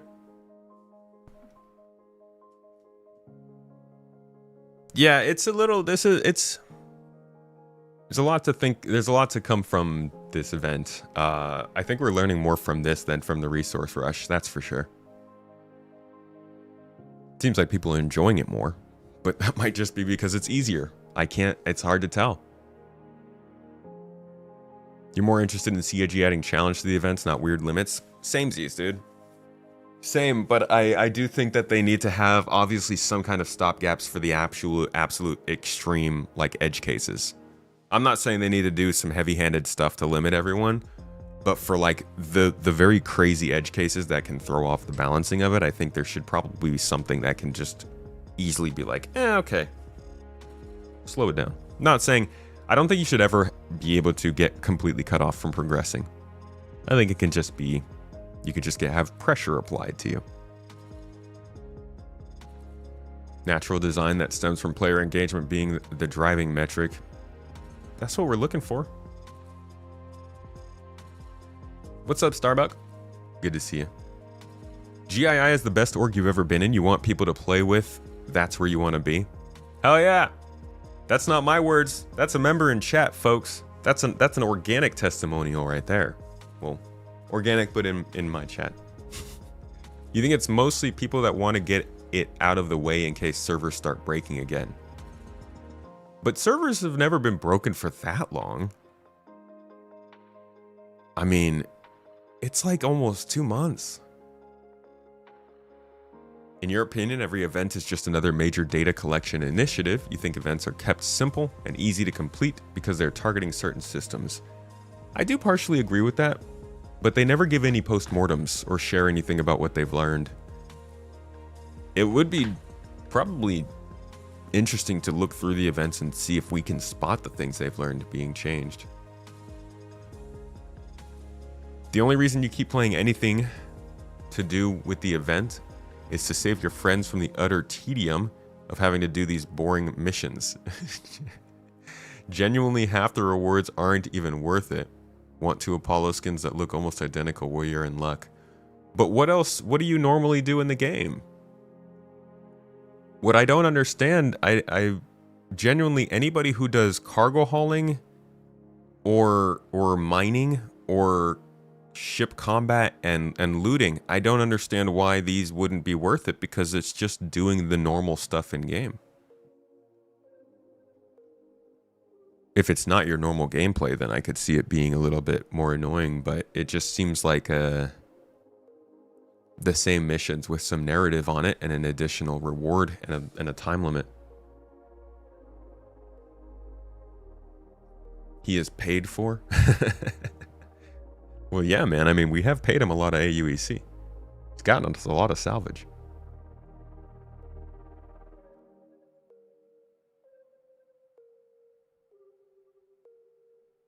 The servers always melt the longer a patch lasts. We'll see what their plans are for February. Maybe they'll bring in a... If you like having fun doing halfway stuff one. and things, join GII. If Stuff you and like cool things. people and doing cool things with them, join GII. Cool things. If you like to like things, then join GII. Liking things. What the more can I say about it? There you go. You're curious, but why do we care that people are finishing it fast/slow? Because the way that people finish the event and the feedback they give based on that will possibly change the way that Star Citizen does events in the future. And I think having conversation with everybody and airing our thoughts about this stuff can help us understand the angles and directions that they're choosing, why they might change future events, why they might make announcements about this event in the future. I think there's a lot to learn from the feedback coming from an event that comes out that surprises everyone with how fast it's going as opposed to the last one, which was how slow.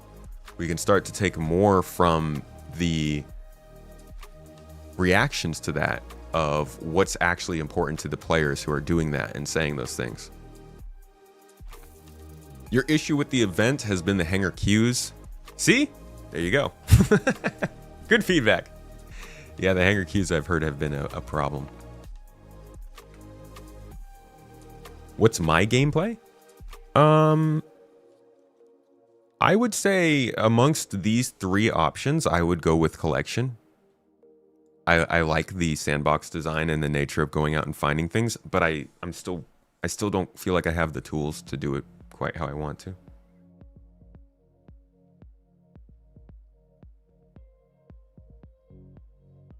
Some people don't want to play for fun, only for rewards. Yeah. If my party members are more than one grandmother away, then why should they get credit? Well, maybe they bought the cargo. Maybe they're the broker of the deal. Maybe they have the reputation that got you the job. If you are putting together a heist squad and somebody gives you that job for the heist, and then you put together a team and then you go and you run that job and it's a success, the person who got the heist squad together is still going to get paid and get some reputation from that. Granted, this isn't real life though. So like, even as I say that, I'm like, should they really make the game work like that? But I do think that there is something to be said about, even if you are far away from a mission being completed, you can still have a hand in it.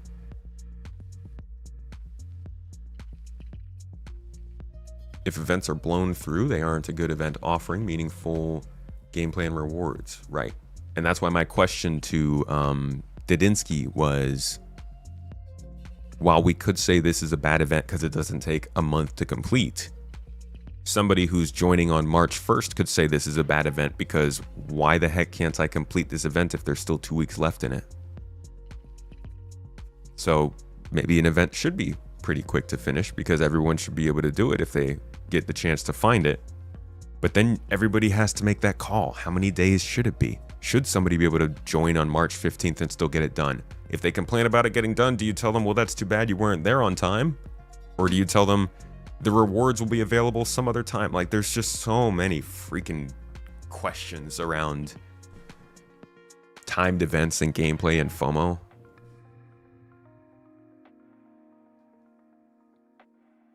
You think the only problem right now on how the rewards work is that you can sit on a chair and take points and money just for being in a group?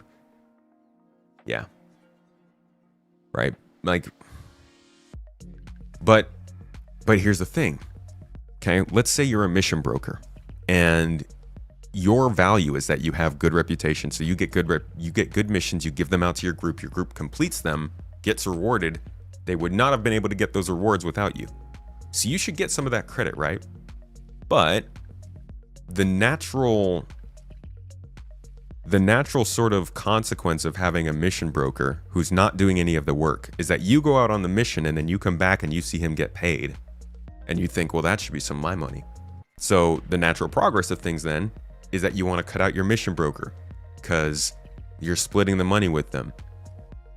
So then we see like a natural consequence is that you don't have people sitting around giving out missions, getting tons of money for no effort, because the people who are in the group with them actually value the money they're getting. We don't have value enough on the money to care that you're losing money to somebody who's not doing any effort,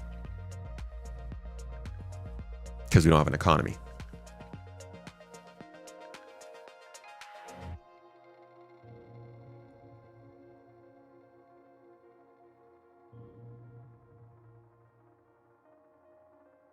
FOMO isn't real, it's a choice.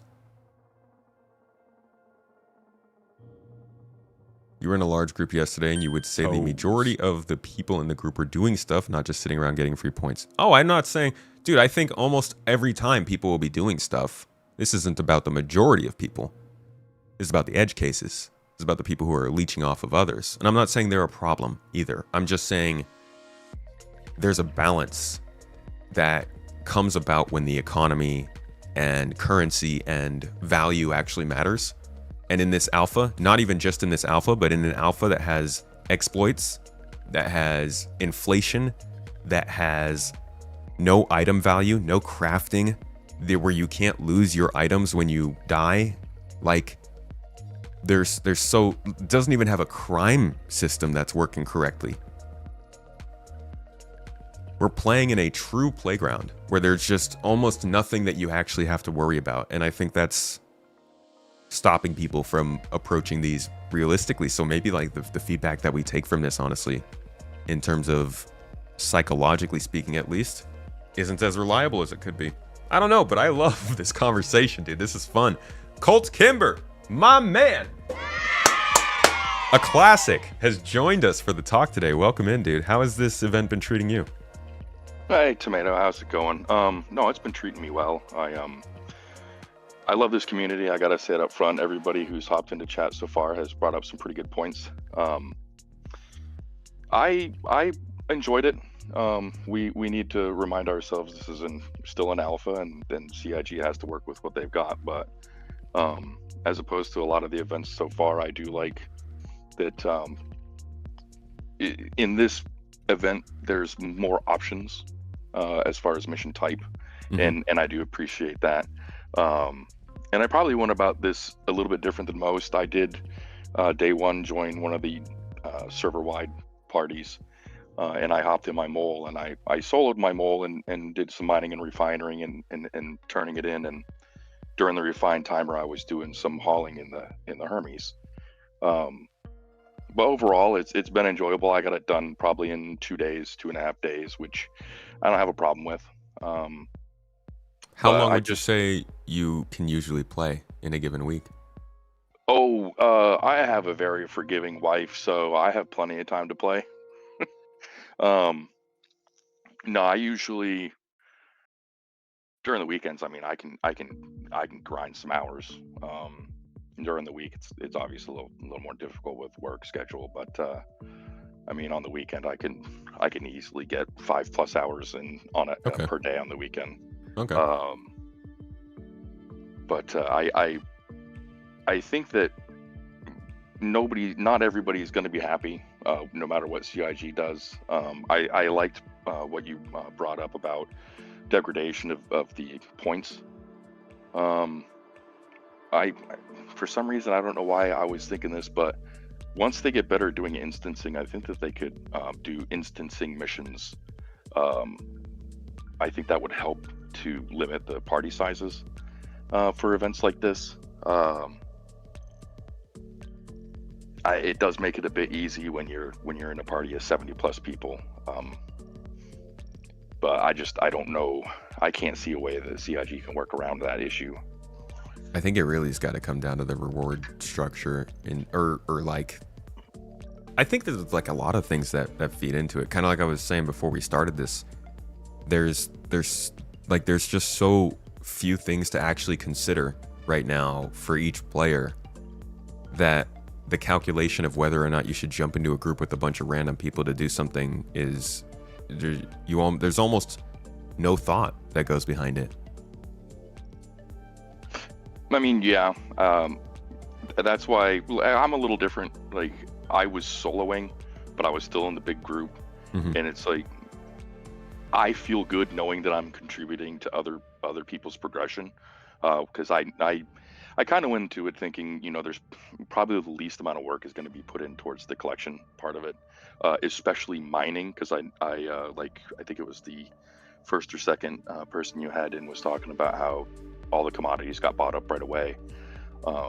So I was like, you know what, let me grab my mole. Let me do it this way. And I haven't actually done mining in a long time. It gave me an excuse to get my mole out and get the the mining juice is flowing again. And again, like I had said, I get satisfaction out of knowing that I'm helping others. Yeah. But I mean, maybe they could do something where they could have like the big open server events like this, but they could pair it with instanced missions, and you can get the same themed rewards from each, but maybe have the instance ones where it requires a little more grindy, kind of like, 4 people really working hard to get them done. Maybe you get the cooler themed stuff out of those. But then of course you're gonna have people complaining, well, why do I have to do both sets of blah to get like all the way? So, no matter what they do, people are gonna complain. It's just It's how it is in development. Well, I do like that knock-on effect that you mentioned of like everybody bought up all the commodities, so well, I'm gonna whip out my prospector. Like, yeah, everybody brought up the commodities, but you know what that does? It might allow people to finish this event, but what it should do is it makes the price of those commodities skyrocket in that system, right? So if everyone goes and buys all the commodities in Stanton to finish this event, it should make those commodities sell for much more, which makes miners go out not even caring about this event. They just see the commodity price changing and they're like, well, hey guys, let's go mine the Aaron Halo belt and turn into this place. Suddenly there's more commodities in the system again because they're accounting for that demand. Like, but we're living in an unfinished game, so it can't even do that. Yep, I always have to remind myself when bugs happen, I'm like, alpha, it's just an alpha. Just deep breaths. God, I hope that's something that we can actually say when the game hits 1.0. Hey, remember when there were bugs? I will say though, the hangar queues have been obviously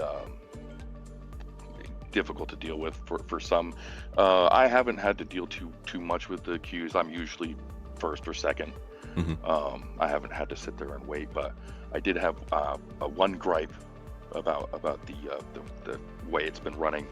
Is another thing that this event allowed me to do for the first time was Hull C hauling. I have a Hull C. I've had it for a while. I've never used it, and I'm like, you know what? 2,992 SCU. I can get that done with my Hull C. I'm gonna see what this is all about. So I got all my binds set up, and I picked up all the commodities, which worked well. And but dropping off at Levski and your little blue square of moving cargo was hit or miss. And I understand it's been hit or miss since the Hull C came out. It is what it is. But I was on the last. It was the last mission I needed to complete the hauling one. And I'm like, I'm just gonna get the Hull C and I'm gonna crush it and get it done. And I get there and the blue square wasn't working, and I'm like, dang it. So I pull around to the cargo, the external cargo elevator, and was offloading. I got about halfway through the 2,992 SCU, and I turn around and Levski stored my ship.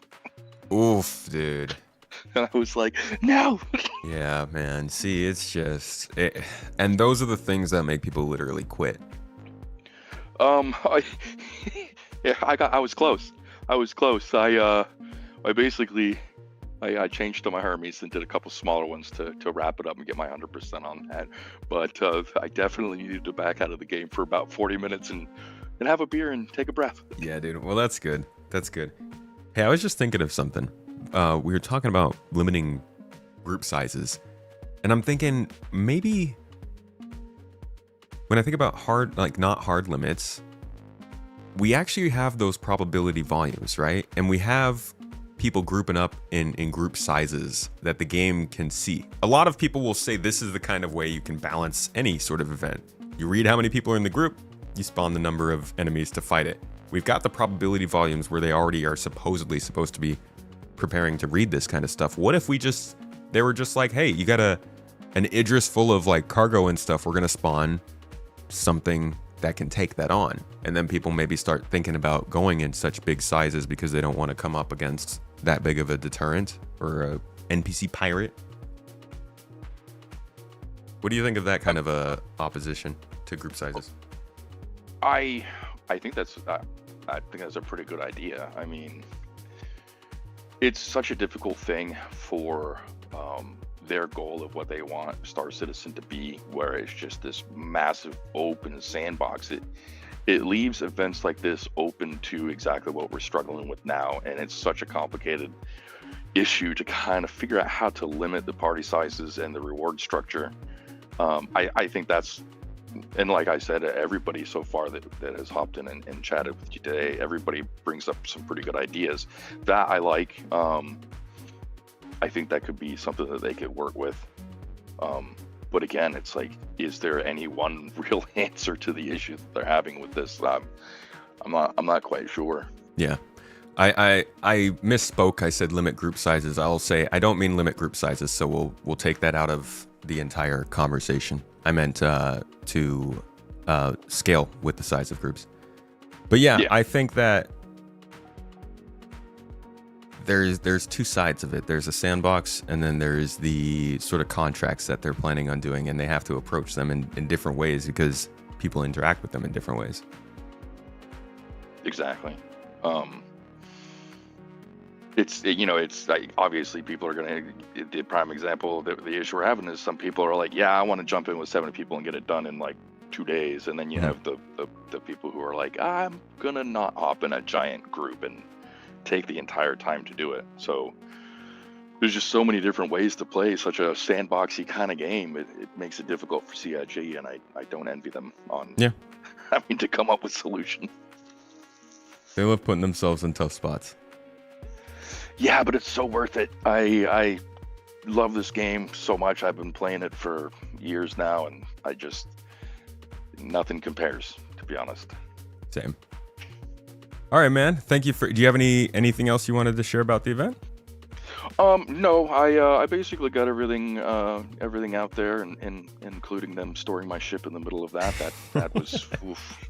Boy, I'll tell you, you get a little warm under the collar for that one. But yeah, it's always. A fun one. I appreciate you having me in, and I'm gonna enjoy watching the rest of the stream.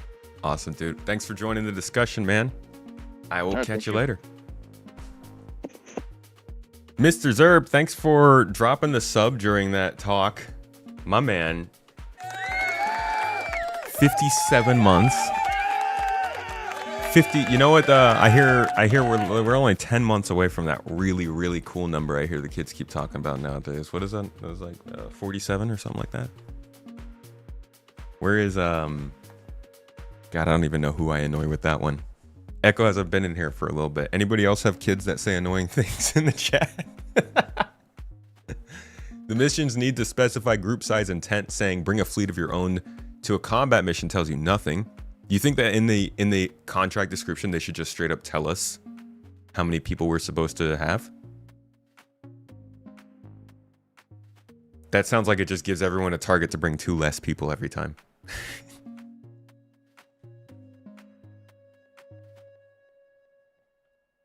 Would be good to see good way to tease the Kraken if you brought out an Idris. That would be cool. SC might benefit from org rep, so org mates who group up for missions are gaining org rep for their org, not as individuals. The org rep situation is actually kind of crazy, the way that they're describing it. Interested in seeing what the heck that's gonna. They want you to have rep with NPC orgs, rep with other player orgs, rep with your own org, and then also your org's rep with other NPC orgs that affects you, I think. Something like that. It's like 2 or 3 different types, 3 or 4.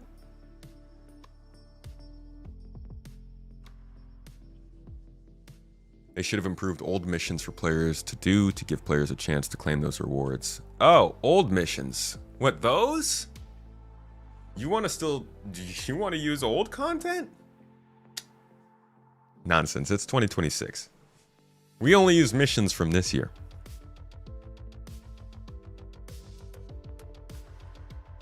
Your kids are always telling you, Dad, take your meds. That's when you tell your kids that your meds are Skittles. They could give player flavor text in the mission that suggested how big the party size should be. Yeah, they kind of have started doing that when they're like, they'll say things like, oh, you're gonna run into some combat, so bring a combat ship. Or they're gonna be on the ground, so make sure to bring an FPS weapon with you. They could do stuff for the number as well. They could force the experience that is split by the number you bring. The more you bring, the less each player gets. You bet that would shrink group sizes. Well, that's what it was before. Oh, you mean not even splitting it, but literally shrinking it, or? Oh, no, you mean splitting it. Yeah, that's what they were doing before.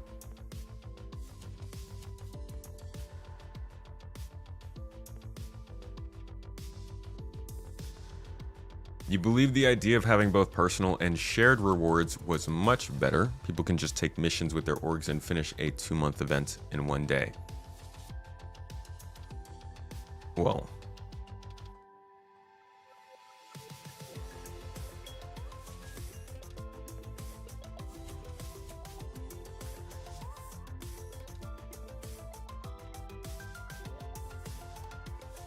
Whoa, my mouse.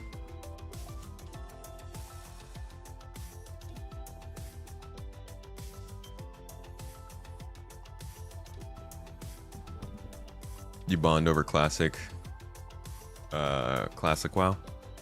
I've actually never played WoW. The only MMO I ever tried was Eve.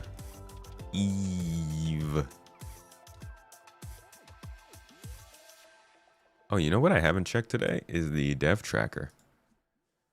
Any chat? We did a music video for that song in high school. What song?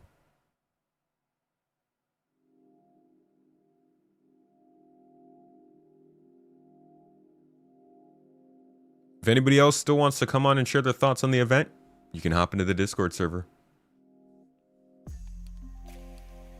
You spent 20 years in WoW? Holy crap. Why'd you stop? Dude, again, Sylvan. Sylvan's just always out here answering VR questions. Did we already talk about this? I think we already talked about this. Yeah, this was the... I had missed that he said here... we went over this post actually, and Citizen Cyborg actually came on to the video. He was like, "Thanks for coming to my post. Thanks for making noise." So Niku actually did say here, which I forgot to cover last week, when progress on deliverable is shown on the progress tracker doesn't necessarily mean it's ready for release. And then in the inventory section, he says, "With the inventory, you should be hearing more about this very soon. As always, it goes to Evocati first, then to PTU." Now, this is already what we were thinking. Inventory's got to be coming, because crafting is coming. It's a necessity. I thought it would be in the first tech preview, but chances are they wanted to test crafting without getting, you know, like, if they had put crafting and inventory into the game at the same time, not gonna lie, I think most people would be more excited for the inventory. So they probably wanted to do a crafting test in the vacuum before they added inventory in. So I'm thinking maybe the next tech preview we'll see the inventory, or more likely, we'll see an Evocati tech preview that has the inventory, and we will see a wider tech preview that has crafting. But let's see. Either way, February is about to be a pretty exciting month, because we know something's going to be going into testing. And then March is going to be a pretty exciting month, because we're going to get Rock Cracker in 4.7. So it's just like, it's a really exciting Q1 for this game. You don't see anyone in the ready room. The tomatoes don't bite. Hop in and chat with that zesty tomat, everyone. Yeah, it's a Monday. I feel it. People aren't really able to hop on the mic. While you understand the comments that are being brought up, you don't see the problem really. It takes nothing away from anyone who wants to take their time, and the long window gives those of us who only have a few hours a week to play a chance. If others want to rush through it, then that's their thing. The problem isn't necessarily, I'm not saying, I don't think anybody is calling for more effort to be put into things so that people get like locked out of the gameplay. More so that the gameplay is worth the investment. If they put 3 months into making this event, and they're taking dev hours and they're putting in time here, and they have a way that it's supposed to play and it's supposed to go down, and then when it comes in, everyone does exactly not what's supposed to happen, does it much faster than it's supposed to, gets all the rewards much more easily, CIG is going to react to that.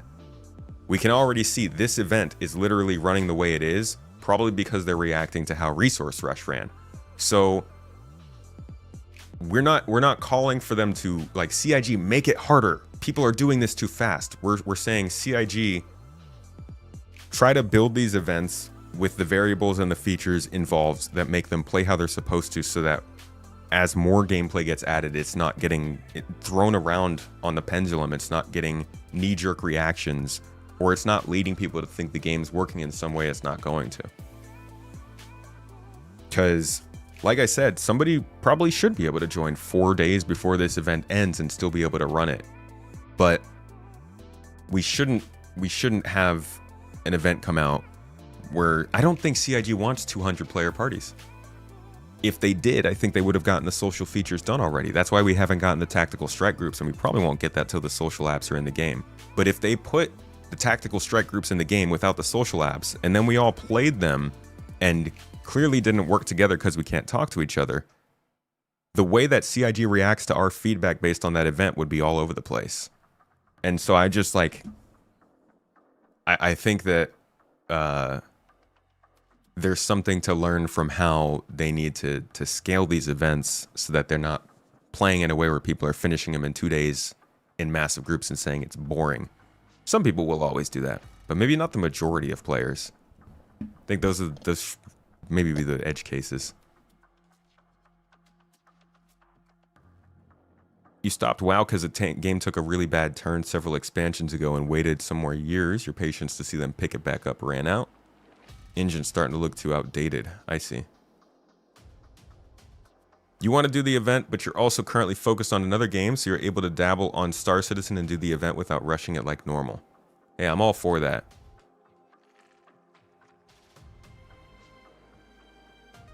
The tech preview test was meant to feel out the UI design for the fabricator. Makes sense. Do I think we'll also get a test for instances? Probably not next month. I'm thinking that's like the summertime kind of stuff.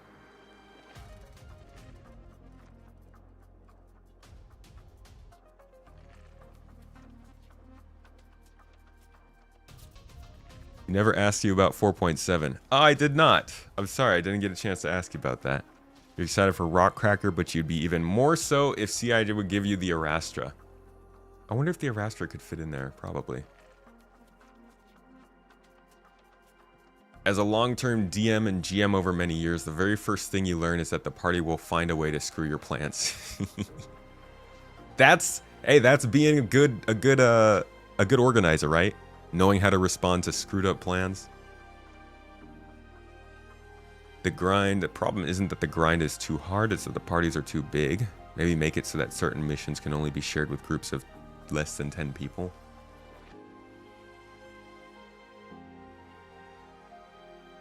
They could add catch-up mechanics for people who lag behind. You shouldn't be able to burn through the entire event down in an hour with a group of 100 randoms on day 1. Well, we should, but it should be more hard. I mean, in reality, if 200 people got together and got however many thousands of SCU of cargo to transport on a trade route, pirates would be all over that within hours. But as it is, pirates can't even find out that's happening.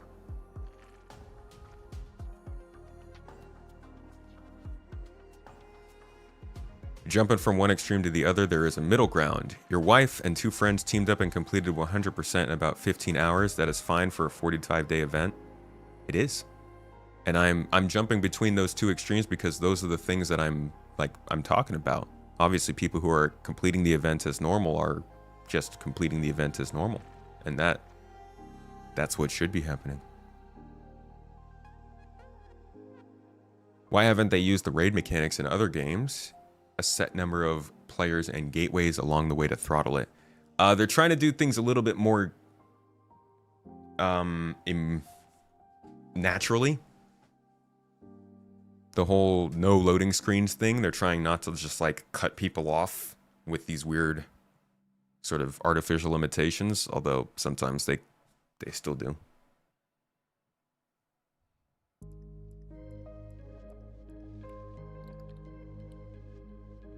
Party size isn't the problem, it's people sharing contracts from across the entire server. Oh, wait! Reputation! if you share contracts with people who have bad reputation with the faction you're working for, maybe that ends up hurting your reputation.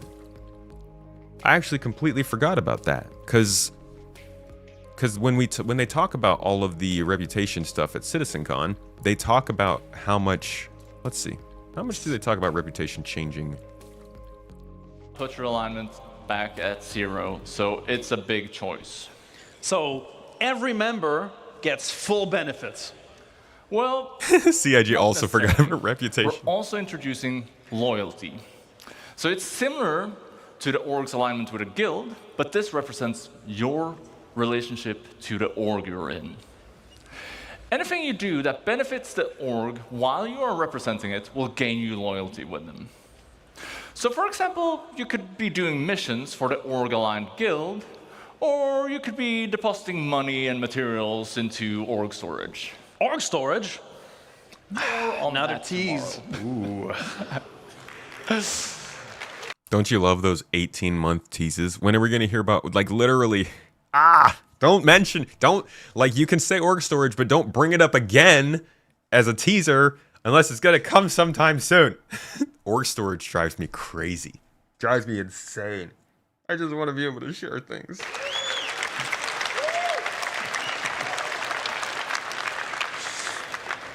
Ultimately, we wanted to encourage long-term membership because we don't think you should just be able to join a well-established org and then just get everything instantly for no effort. So to put it simply, having low loyalty limits what you gain from the org's alignment benefits. Yeah, so this is all org stuff. But I do think, just the way that they're talking about this, I do think there's probably going to be some kind of reputation-based thing when it comes to sharing contracts as well. Because they clearly want you to have to pick who you're working with, and like if you could just sharing contracts out across the whole server would definitely be a problem, and it's just not realistic. I don't know why I never thought about that being a limiting factor for them. Toes. QV hangers still don't work? Toes. Oh no, dude. What happened to... Did people just follow? Oh, y'all just following on YouTube. What happened to the bug fixes that they said went into the QV stations? Where are the patch notes? Could have sworn they said that they fixed that. But you know, they also fixed NPCs T-posing on chairs like 5 years in a row. Where are the patch notes?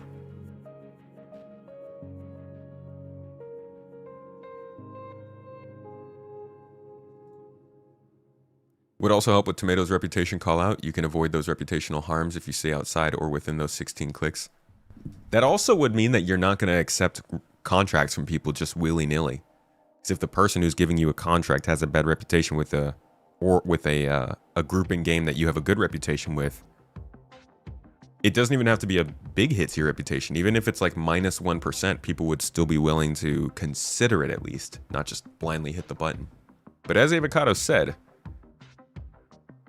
what reputation?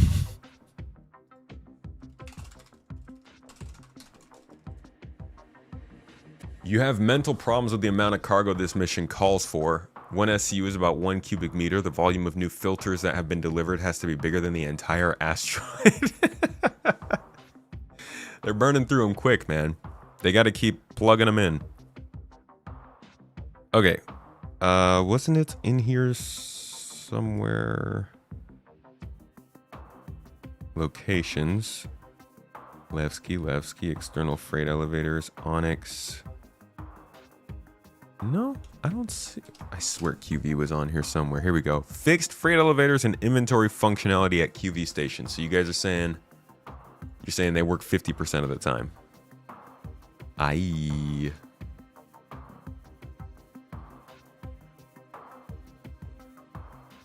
That sucks, man.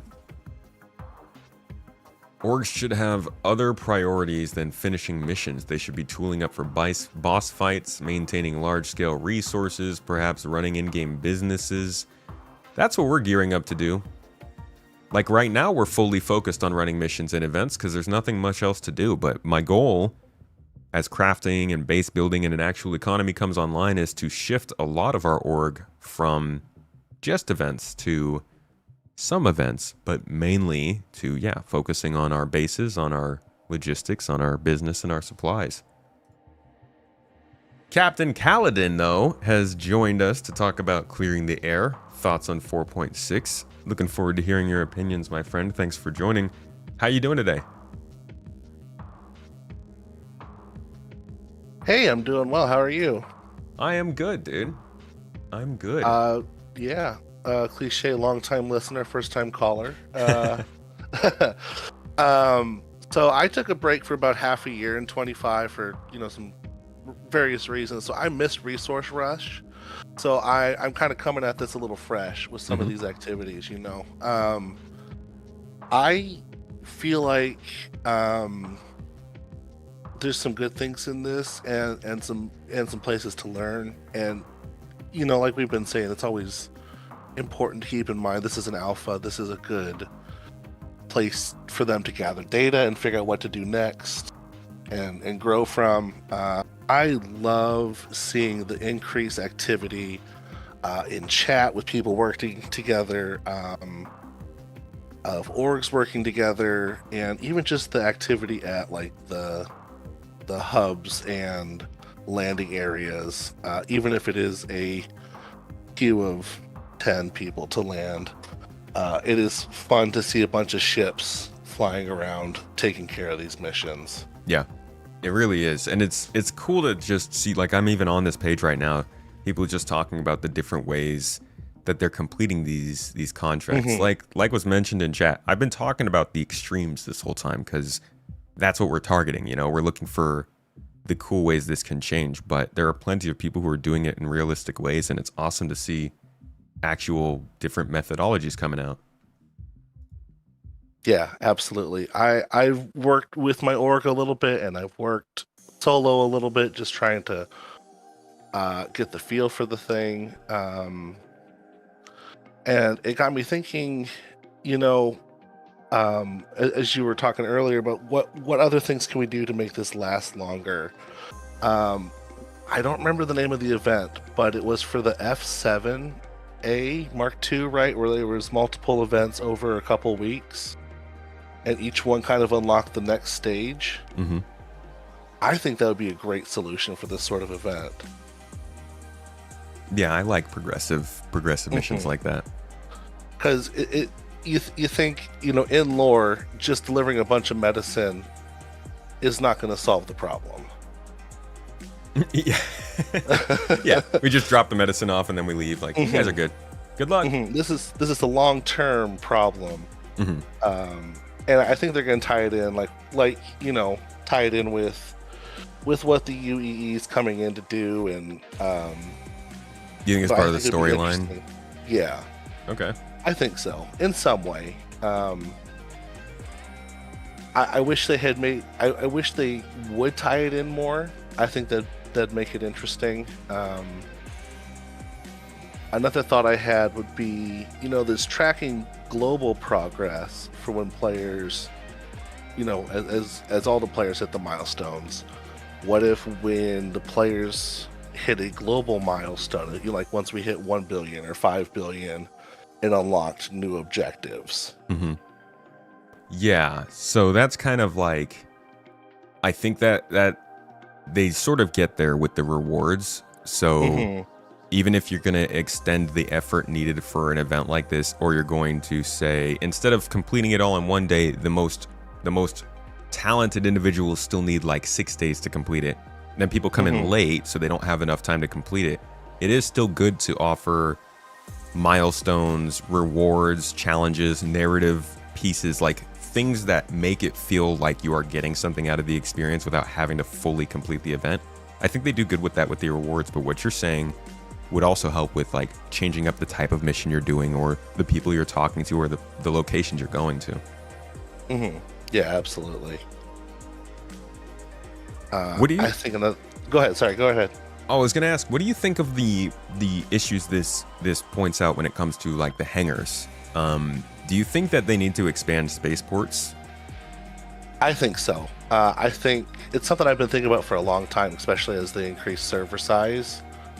We're never going to get, I think, to all players on one server. But we're going to get to larger and larger servers, so we're going to need bigger spaceports, because hanging around for 900 seconds to get your hangar open is not fun gameplay. And if you've got a load of raw quant, that's not going to be a good ending for you. That's fair. Yeah. What's the main way you've been experiencing this event so far? I've been doing some hauling. I upgraded my C1 to a Zeus CL. I wanted to give a new ship a try, see if I liked it. That was a lot of fun, stacking cryopods and flying that back across. I did some resource gathering in my prospector and turned those in. That was a lot of fun, working with the group, the org, to turn those in. I got lucky that I was pirated a couple of times. Just, I'm gonna say pirated is more grief. Nothing in chat, just shooting me down for no reason. They didn't steal anything? No, as far as I know, no.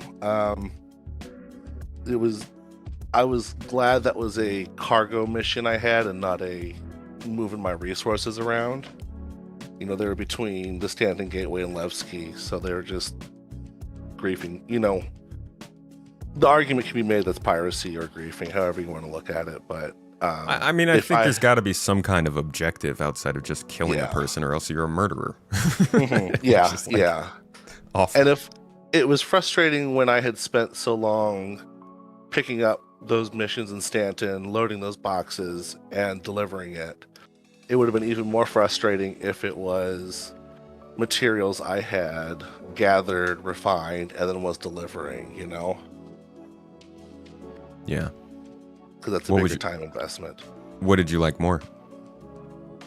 I really enjoy mining, so I like the resource gathering aspect of this. I think that that is really making this a longer event and makes me feel more invested in what I'm doing. Mm-hmm. Yeah, I love that aspect of it. I actually haven't gotten to do it much. I think I might go spend my Wednesday doing that on stream, but it's fun to feel like you're like, the collection feels the most like you're doing something other people aren't, even if they are doing the exact same thing. It's not like you're taking it, like you're not reading some script on a page and following instructions. It feels like you're blazing a trail, basically. I think it's going to tie in well to the mining and salvage missions that we're getting coming up too. Yeah. What do you do when something like this comes up? This might be a little different from everything else, but I think it's pretty similar to Resource Rush. When these kinds of events come up, do they change the way you play the game, or do you just play the way you normally play, but inside of the event's contracts? I think there's enough open that everybody can kind of find the things they want to do. I know I have focused, just looking at resource gathering, I focus more on looking for like Borays and Laranite and stuff like that, so that changed the way I mine. It was very funny to me to pass up good quant rocks and go and looking. It's like, no, I'm looking for Borays. So there's a little bit of change that way. Doing a little more combat missions, grouping up with people to, man a Perseus or something like that and do the combat missions. That's still fun. I enjoy that anyways. I wouldn't say that's the main thing I do, but it is fun to do that. But you can find those combat missions kind of in the game already. So I think this is just a different flavor of what we already have. The resource gathering, again, I think is that taste of what we're going to get when we get the mining contract. So I think we'll have that in a little bit too. Yeah, I hope that. Sucks that they had to delay that a couple of weeks, but I am glad it's finally happening. I don't mind them delaying it because we've got other stuff to do right now, and I kind of wondered if it was a delay on purpose. It's like, we've got this ready to go out. Do we?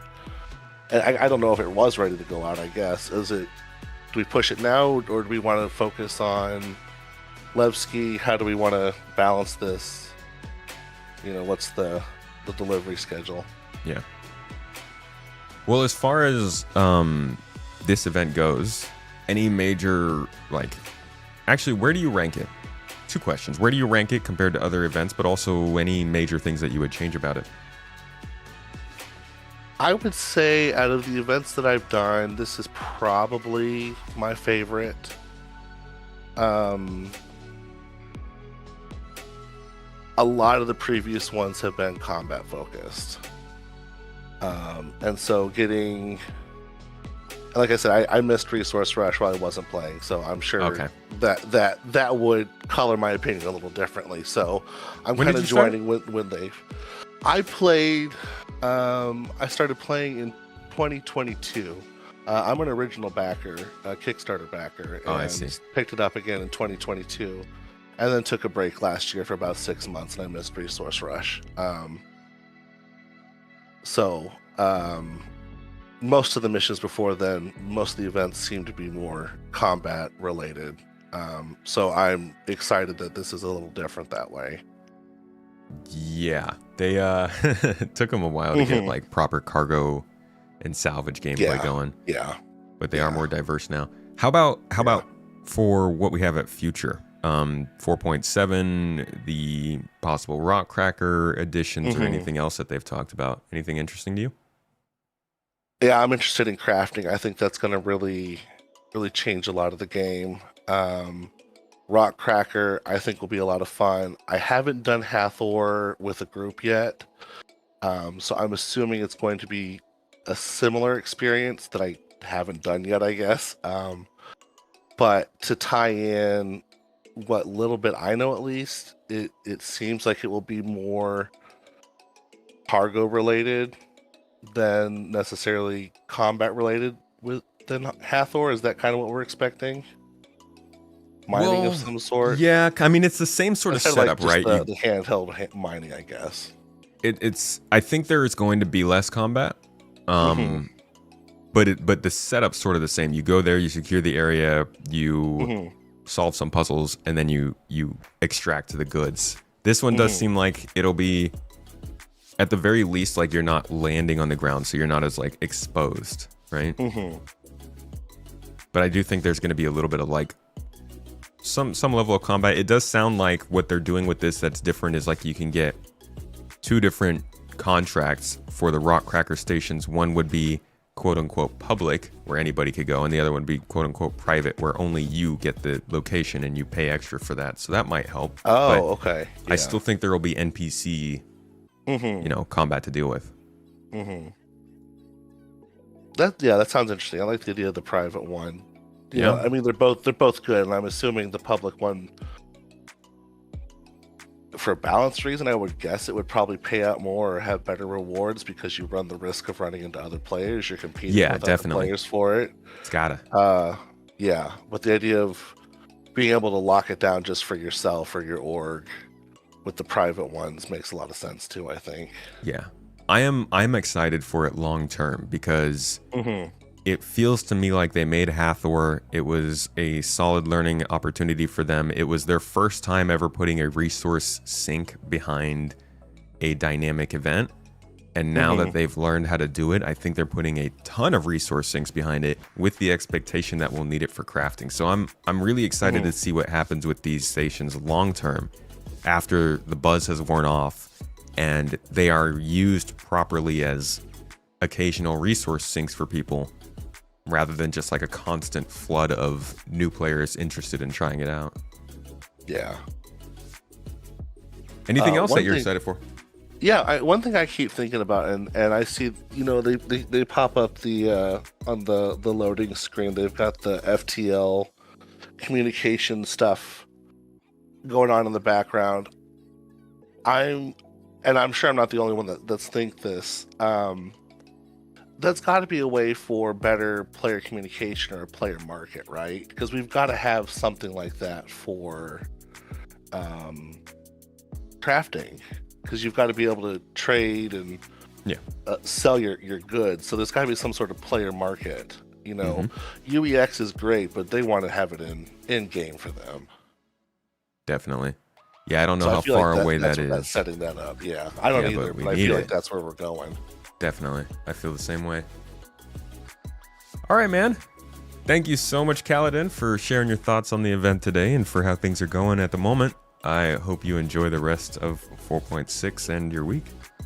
All right, you too. Thank you. Have a good one. You too.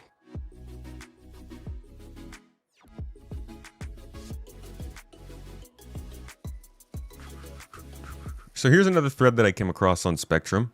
Another person saying, best Star Citizen event yet. Alive, social, PvE focused, and simply brilliant.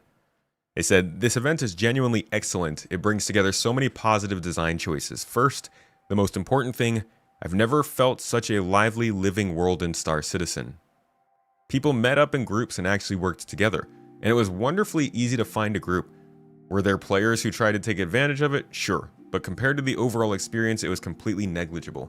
To satisfy the FOMO part of my brain, I initially focused on finishing the event, but I'll definitely keep going simply to support other players.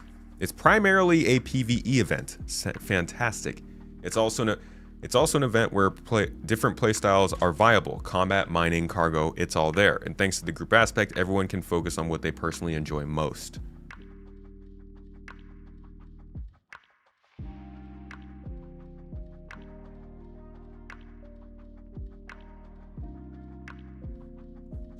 And then he said the social side is strongly encouraged without being forced. I can do the whole thing as a solo player or as a part of a group and both feel good. This is good stuff to see. But I am wondering, you know, somebody down here brought up a good point.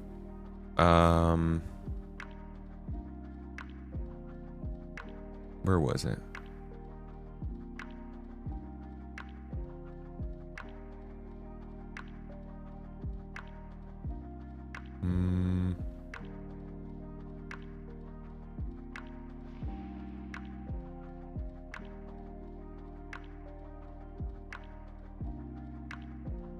Man, I completely lost it.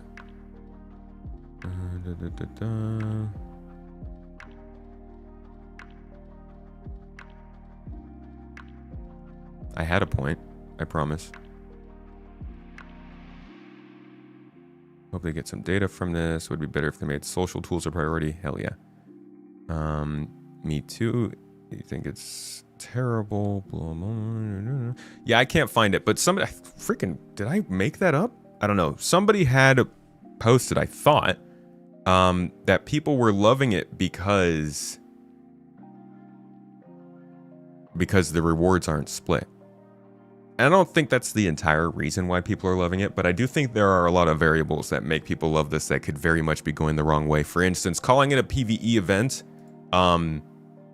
is really just down to the whether or not people are getting attacked more. If there were more pirates that were stalking this event, people would not call it mostly PvE. They'd call it mostly PvP, because we decide. the player community decides whether or not you experience more PvE or more PvP. And we're in a situation where people who want to attack the event can't because the groups are so big. And so there's less player interaction and it feels better. That's a side effect, though, of them making an event where people want to work together. The problem that somebody I thought had called up was this, that like, why are people choosing to work together? It's great that CIG has made an event where people are celebrating and working together and getting in groups and all this stuff, but I do think it is reasonable, or it's important to understand why. Because Star Citizen needs to encourage people to work together because it's fun and rewarding, not just because it's the easiest way to do something. Because it won't always be the easiest way, but there will still be reasons for it to be the way that the game wants something to be done.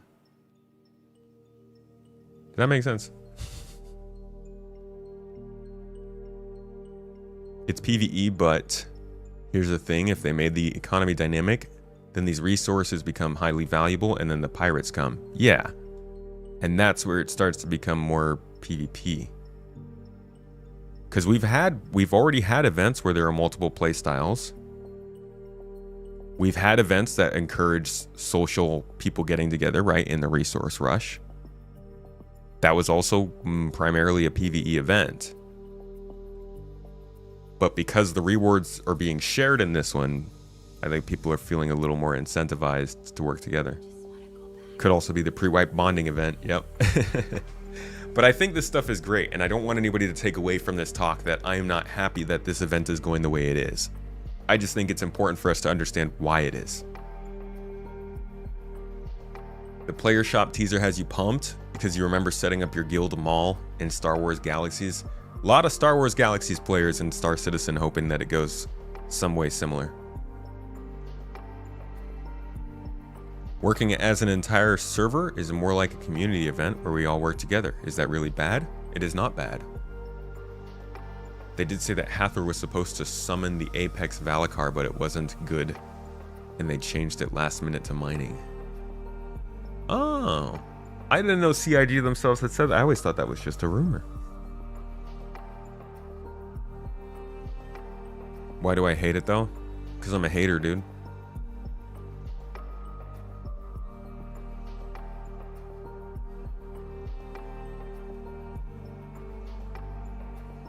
Designer base.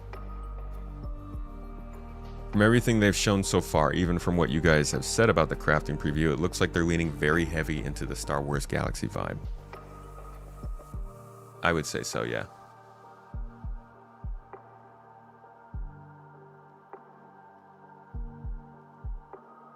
I never played Star Wars Galaxies, but from everything that people have told me the way the game works, it sounds like they're going in a lot in the same direction.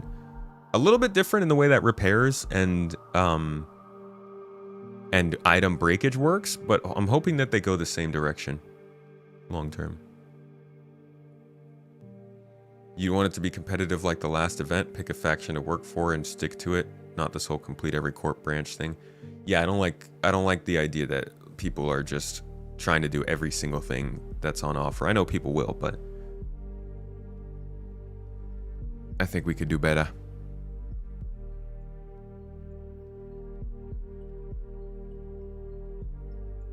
Yeah, this is a fun presentation.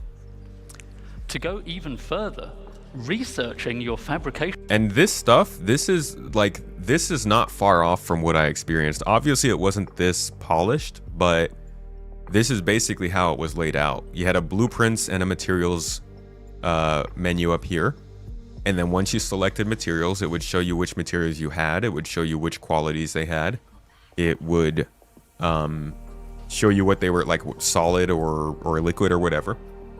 You had an autofill option, so you could choose to fill your current crafting job with either the best or the worst materials you have on hand. Like, let's say you're just pumping something out really, really fast, a whole bunch of one thing med pens maybe. You could give it the worst materials, so you always just get the most basic level. But if you wanted to do something much more impressive, then you could use the best materials automatically. That was nice. There were parts down here that it would say I was applying the materials to. So I did have a frame, I had a stock, I had a barrel. Different materials were applied to each one. I had a crafting time. There were different tabs here. One was for crafting. One was for dismantling items. One was for the job queue, so you could see all of the crafting stuff that you were doing. There was one more, I don't remember what it was. But it looked a lot like this. And then there were stats. There were definitely like some stats changes when you would change your materials and your qualities that had a very, very noticeable effect on the guns I was making. It was cool. It was nice to see. What you would really like for them to start doing is let us capture, repair, and store abandoned ships. Not from players, but those NPC ships that are just floating abandoned during events. Yeah, they need to stop getting soft deathed, you know?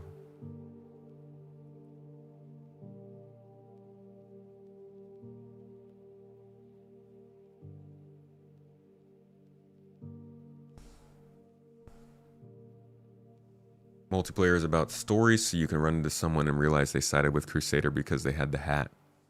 Right?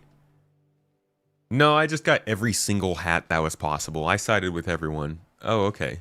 How do I know if I should hate you or not then? Go even further.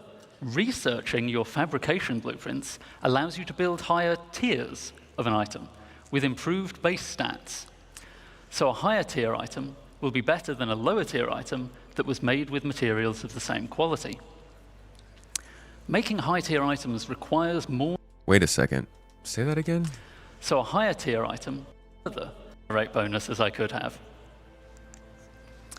To go even further, researching your fabrication blueprints allows you to build higher tiers of an item with improved base stats. Okay, so if you get a tier 1 crafting blueprint, you can basically do research to get it up to a higher tier. So that also includes research as a gameplay option, and they do actually give an example of what they would call quote-unquote research here somewhere.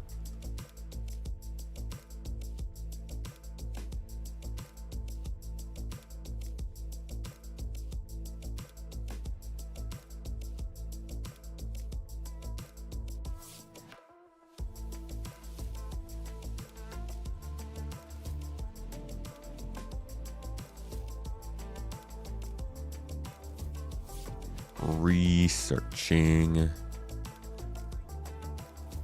Perform certain actions. Yeah, so here we go. In this example, we need to craft 100. So, like, I actually kind of like this, and I hope they stay consistent with this, but the idea that crafting 100 pistols gives you the ability to craft a tier 2 pistol makes sense, right? Or, like, eliminating 5 players with the Volt pistol maybe, like, allows you to better research better stocks or barrels because you actually used it. I do really like this approach to research, but I also completely understand that trying to base every piece of research in this game on something that's actually logical could be absolutely insane, because there's going to be so many recipes and so many options. I don't know how they could possibly try and keep it logical the whole way through. But somewhat would be nice. All right, yeah, if no other takers to discuss the Clearing the Air event, we're going to go ahead and close up today's call-in. I'd like to thank everybody, all of the guests who decided to come and chat with us about what we discussed. Obviously, there's plenty to say about this event, and we're only like 6 days into it. So we will come back more towards the end of it in March and have another talk. Some final thoughts about what happened that was good in this event, how it could improve, and what we could do better next time. But I think there is a lot to learn from these events, even if it's not always something that's going to change right away. Understanding the way and reasons that people play this game, I think, will allow us to all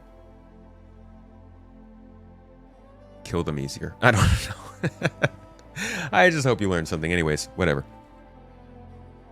Yeah, it was good talking with you, Didinsky. Thank you for joining, dude. I appreciate that. Thanks for taking the opportunity to come on the microphone. If you guys liked this, and if you're into it and you want to hear some more community feedback on these kinds of things, we can start doing this on Mondays a little bit more when I have less to talk about and you want to hear from the community. Not always fun to hear a tomato's voice for 3 hours straight. You remember back in the earlier salvage days when ships would spawn in belts? You could run it into C2s and more expensive ships that might still have working power plants. You mean in the belts in the air and Halo Belt?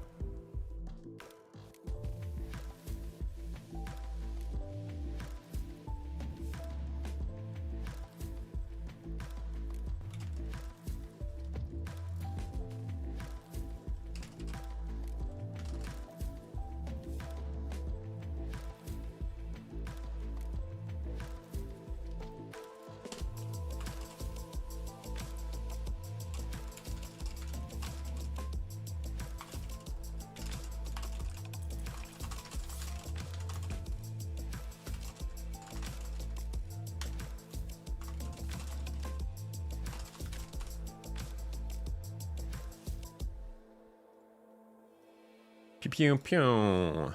Did we get a This Week in Star Citizen? Not yet.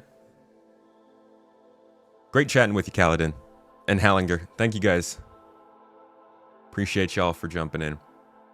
That Spectrum post irks you a little. It's not really social. You're not grouping to actually do something with others. It's just a giant raid Zerg with everyone doing their own thing.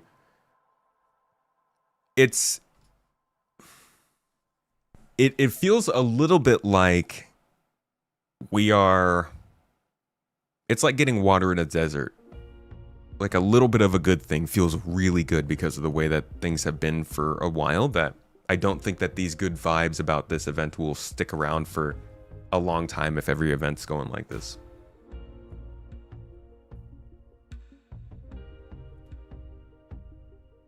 Allinger. It's always fun listening to Tomato talk for 2+ hours, man. Bless you guys. Dude, I thought my wife was the only one, honestly. Do you think crafting will harm the CIG store? Is that what they are afraid of? It could. It'll have an effect, yeah. Everything has an effect on the store. I think they probably factor that in all the time. But it's definitely not worth holding off on it. It has to be in the game at some point. What, are you just gonna Ashes of Creation us and leave right before crafting comes in the game? That's too soon. That's too soon.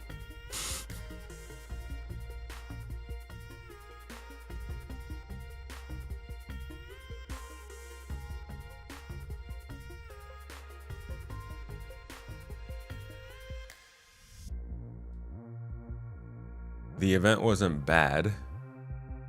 It just could have been much better with actual social play, like a reason to actually use multi-crew. Right, like if there were NPC pirates roaming around in Stanton that you had to defend from. Now it's just ashes.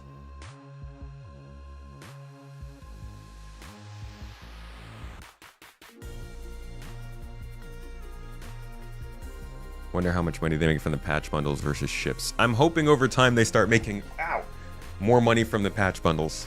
Not gonna lie.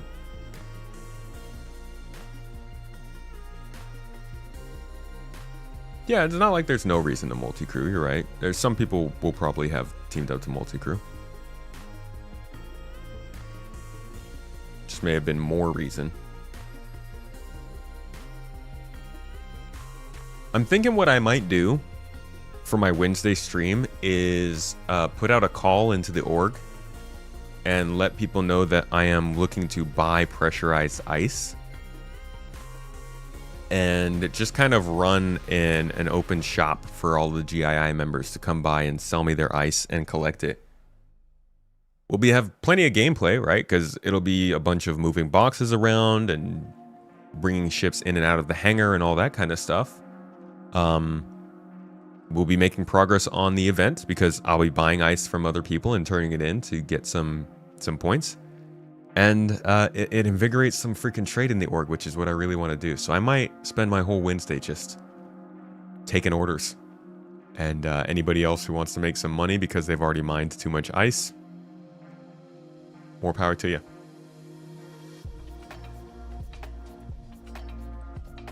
You can buy ice at Tressler now that everyone has that done. Well, hey, if you want to buy ice at Tressler and ship it over to me, I'll take it. 300 SCU medium cargo missions are quicker done when you team up instead of spending 2 hours for a single mission solo. That's good. Having the small missions be the best way to grind out the points is problematic. Big missions should mean grouping up for big rewards. I agree with that. I actually think that these events and like the dynamic stuff that happens where they're trying to bring people together should probably be the main way everybody thinks of making money. You know, we do our normal making money, but when these events come up or some special thing comes up, that should be like the payday moment when everybody's getting ready to get up together, group up together, because that's how you make all the money. You're applying to Yui on Twitch? Sure, but 4 players can do small missions just as fast and earn 4 times the reputation. In the same time, 4 players can do one 300 SCU mission.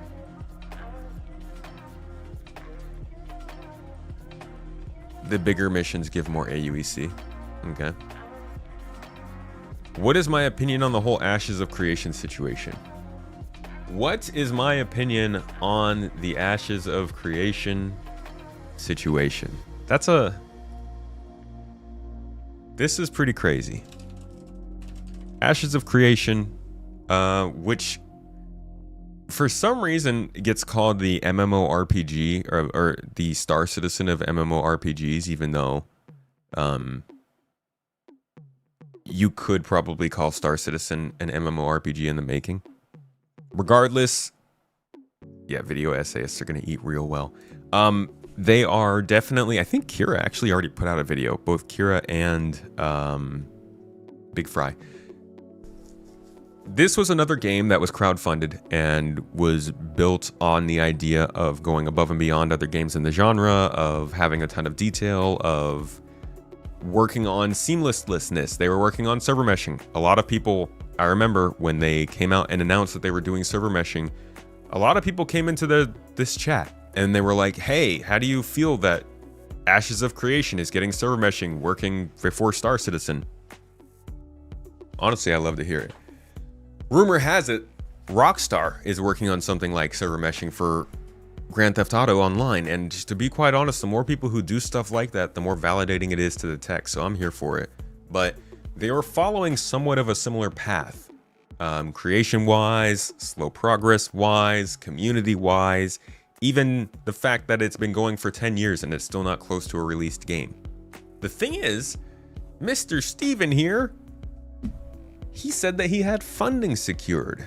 A little Elon move. He decided to say that there would be no more need for any money going into the project. Well, you know, I might be repeating something that's slightly inaccurate. But he has been quoted quite a few times as saying that they had the money secured. He also said, yeah, so I'm funding the project, no investors, no board to answer to, no publishers to appease. We speak with and not to our community. This combined with, at one point, he said that he had funding secured, only to now be coming out to say that the board in his company wanted to do some things he didn't like, and so he chose to resign. Following the resignation, the senior leadership team started to issue the WARN Act, which is mass layoffs for the company. So there is a board, and they did have power, at least according to him. However, people have looked things up and found that reportedly the board is him and his wife. There's a lot coming out about this. It's a developing story, so I can't speak too much about the specifics beyond what we've seen from the initial fallout, but the game essentially collapsed. It came out of nowhere. There were posts on social media from various devs. I saw some on Twitter. I saw one on LinkedIn. They weren't giving it specifics, but they were very much bummed about how it all just kind of collapsed very quickly. A lot of people were thinking this was coming after it went out on Steam a month or two ago and predicted that that was kind of like a last-ditch cash grab. And for what it's worth, I've seen posts, even on the Star Citizen subreddit. I saw somebody posting saying, look at this, you know, this is what happens, and it's a good thing that this isn't happening to Star Citizen. Let me see if I can find this. Ooh, I'm gonna read this later.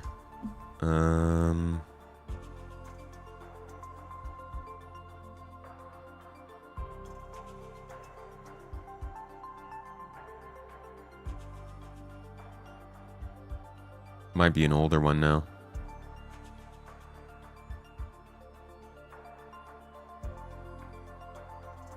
Hold on, I could just search Ashes on Star Citizen. Yeah, here we go. So this one says, we dodged a bullet. Player says, Powerful Lab says, it feels that way. Ashes of Creation, another Kickstarter and crowdfunded MMO with 10 plus years of development that was compared to Star Citizen incessantly, just suddenly shut down. Star Citizen has gotten a lot of shit over the years, being called a scam pretty much non-stop. The sudden rug pull of Ashes really puts in perspective how much the stars have aligned for this project, and how lucky we are, how Chris Roberts shouldn't get as much flack as he does, because whatever he's doing, it wasn't that. Yeah, it's too early to say that, I think. What are you looking for? Oh. I'm gonna be honest. We have not dodged a bullet yet. The bullet's in flight. As much as Star Citizen has made some very good progress over the last couple of years and is in a pretty good place, things can go wrong. Absolutely. Like, this is still a risky project. It's still a risky venture. It's still not a guaranteed game. It's not guaranteed that even if they finish all of it, it'll be a good game. We're all here because we hope it will be. But I think the idea that we have dodged what caused Ashes of Creation to not work is a risky one to think. Ashes of Creation, from what I could see, didn't work because they ran out of money. And CIG could run out of money. CIG could make some really bad decisions and eventually run out of money. They've been making more and more year over year. And I believe if we actually go to the tracker right now, they had their best January ever. They didn't even have a free fly or like a special event, and they just had their best. Did they? Yeah, they sold the Hermes. Okay. But like, how about citizen editions? Because if there's, bro, f***ing hell, no free fly and that many new accounts is actually almost as good as 2023. It's actually, was it better than 22? 58,000 new accounts, 59,000 in 2022. It was pretty close to their best January in terms of new accounts added ever. So they're doing really well, but that doesn't mean we've dodged a bullet.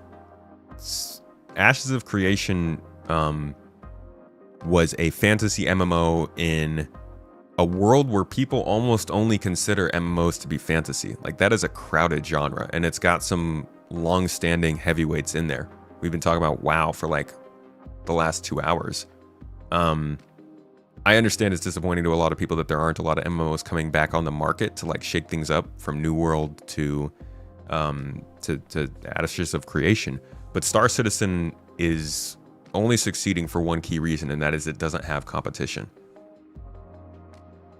If you're watching this from the outside of the Star Citizen community and you think I'm saying that as like a cultist or something, it's really easy to see. Just like, think about how much vitriol is around Star Citizen. This game would not be around if there was another game that could do what it's doing better. It just doesn't have any sort of comparable experience to pull people away over time, as Star Citizen fails to fix its big problems. So they have tons of time to fix their big problems and to create new ones. And that means that the money will always keep coming in as long as they're doing what they're doing. I don't think that means that they're going to stay in development for forever, because as we have seen here, the more that they make a game that actually works, the more they make actual money. You can talk all you want about, oh, the ship sales and not finishing the game. Cool, whatever. They can keep selling ships after they finish the game. I know Chris said what he said, but Chris has said what he said. And when the game works and they release content regularly, they make $150 million a year. So finishing this game, releasing new ships and cosmetics and packages constantly, and making a ton of money off of the much larger group of people that will think it's a real game, as opposed to us who are just like chomping at the teat for the lightest amount of space stuff. It's going to be a much more massive crowd, a lot more potential, and I think they'll make a ton of money, but they have to get there, and they haven't gotten there yet. So I wouldn't say we've dodged a bullet. I think the Shadows of Ashes, or the creation of Shadows, or the creation, Ashes of Creation, I think the situation's sad, because I know how it feels to like believe in a project that's doing things differently than other projects, to see people say you shouldn't believe in it because they're not doing things that other projects do, and to be like, well, maybe we can try things differently. And unfortunately, sometimes differently doesn't work, and it sucks to come to that realization. But even if it was a scam, I feel bad for the people who were fans of this, because the game experiences they were having were very much real, and the work that devs were doing was real. That sucks. But yeah, that's my initial thoughts. Who knows? We'll see how the story progresses. I'm sure it'll be an interesting one with tons of documentaries, and we'll come back to talk about it more when we get all the details.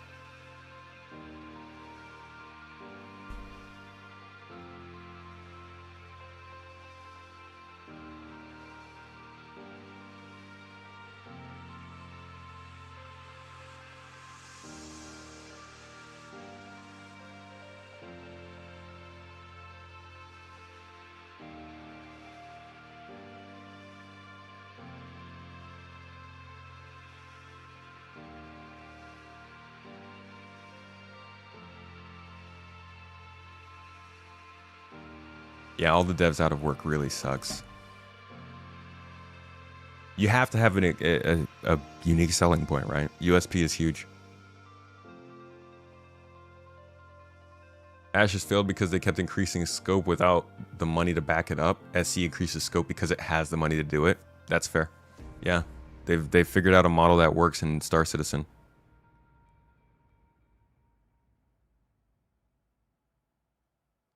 Sure seems weird to lie about funding and go under instead of just telling backers you need some help. That too. But also when you're dealing with like, you're right on the line of people saying it's a scam and like you can't do it versus it's not a scam because you can fund it. I could see egotistical people being like, I need to just tell them I can fund it. I can't let them have that sort of like unconfidence. I can't have the whole internet thinking that this might fail.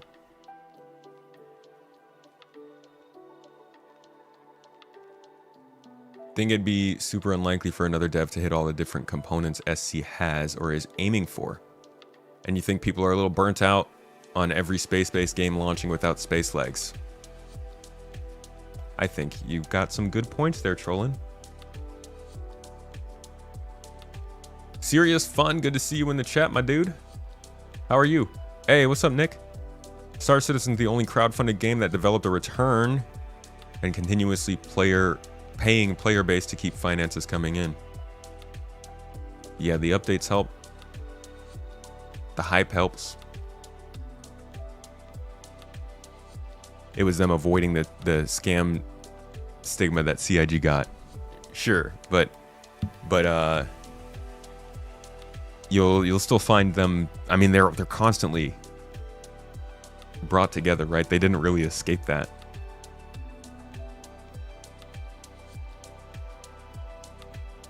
Maybe they should have been selling dragons and griffin mounts. They could have just sold spaceships, dude. That's not that weird, right?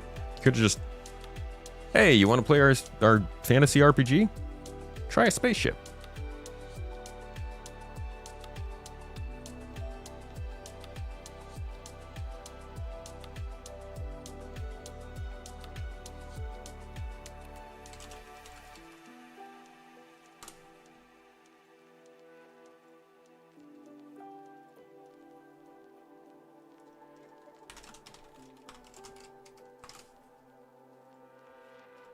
Bum, bum, bum, bum.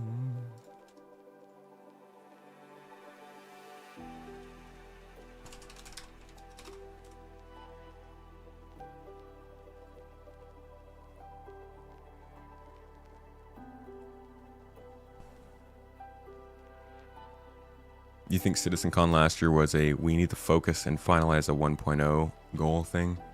I am glad they laid it out, although I wish they had said a little bit more about the professions themselves. The only saving grace from last year's CitizenCon was that page with all the different factions and guilds.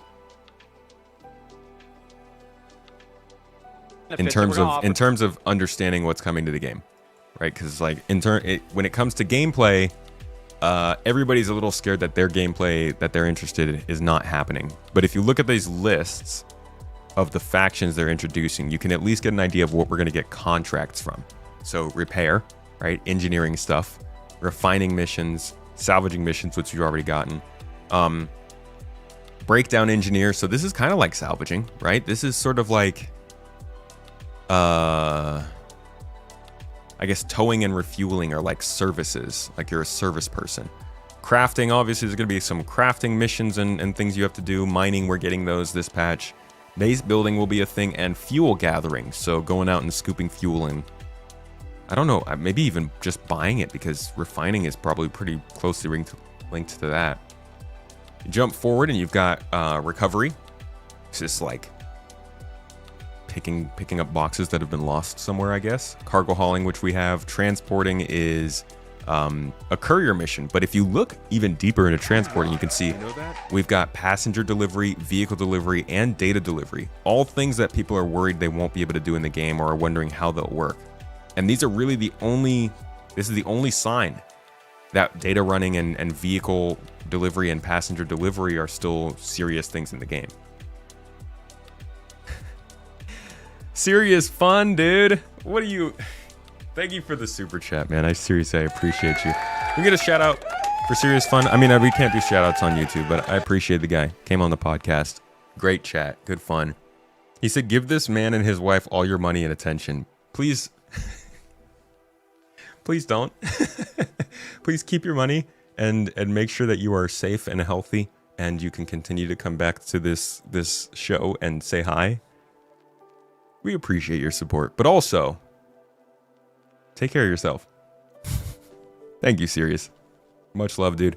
All right, we've also got the trader career path here, which you can kind of see, which is the transporting and selling and the buying and delivering of things, I guess. And then the courier, which we're getting courier missions back as well right now.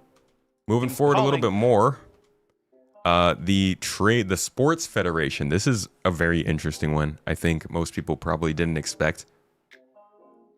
Athletic mining, cargo Olympics, competitive salvage, and repair competitions all will be contracts at some point. See, you thought that it was just going to be racing.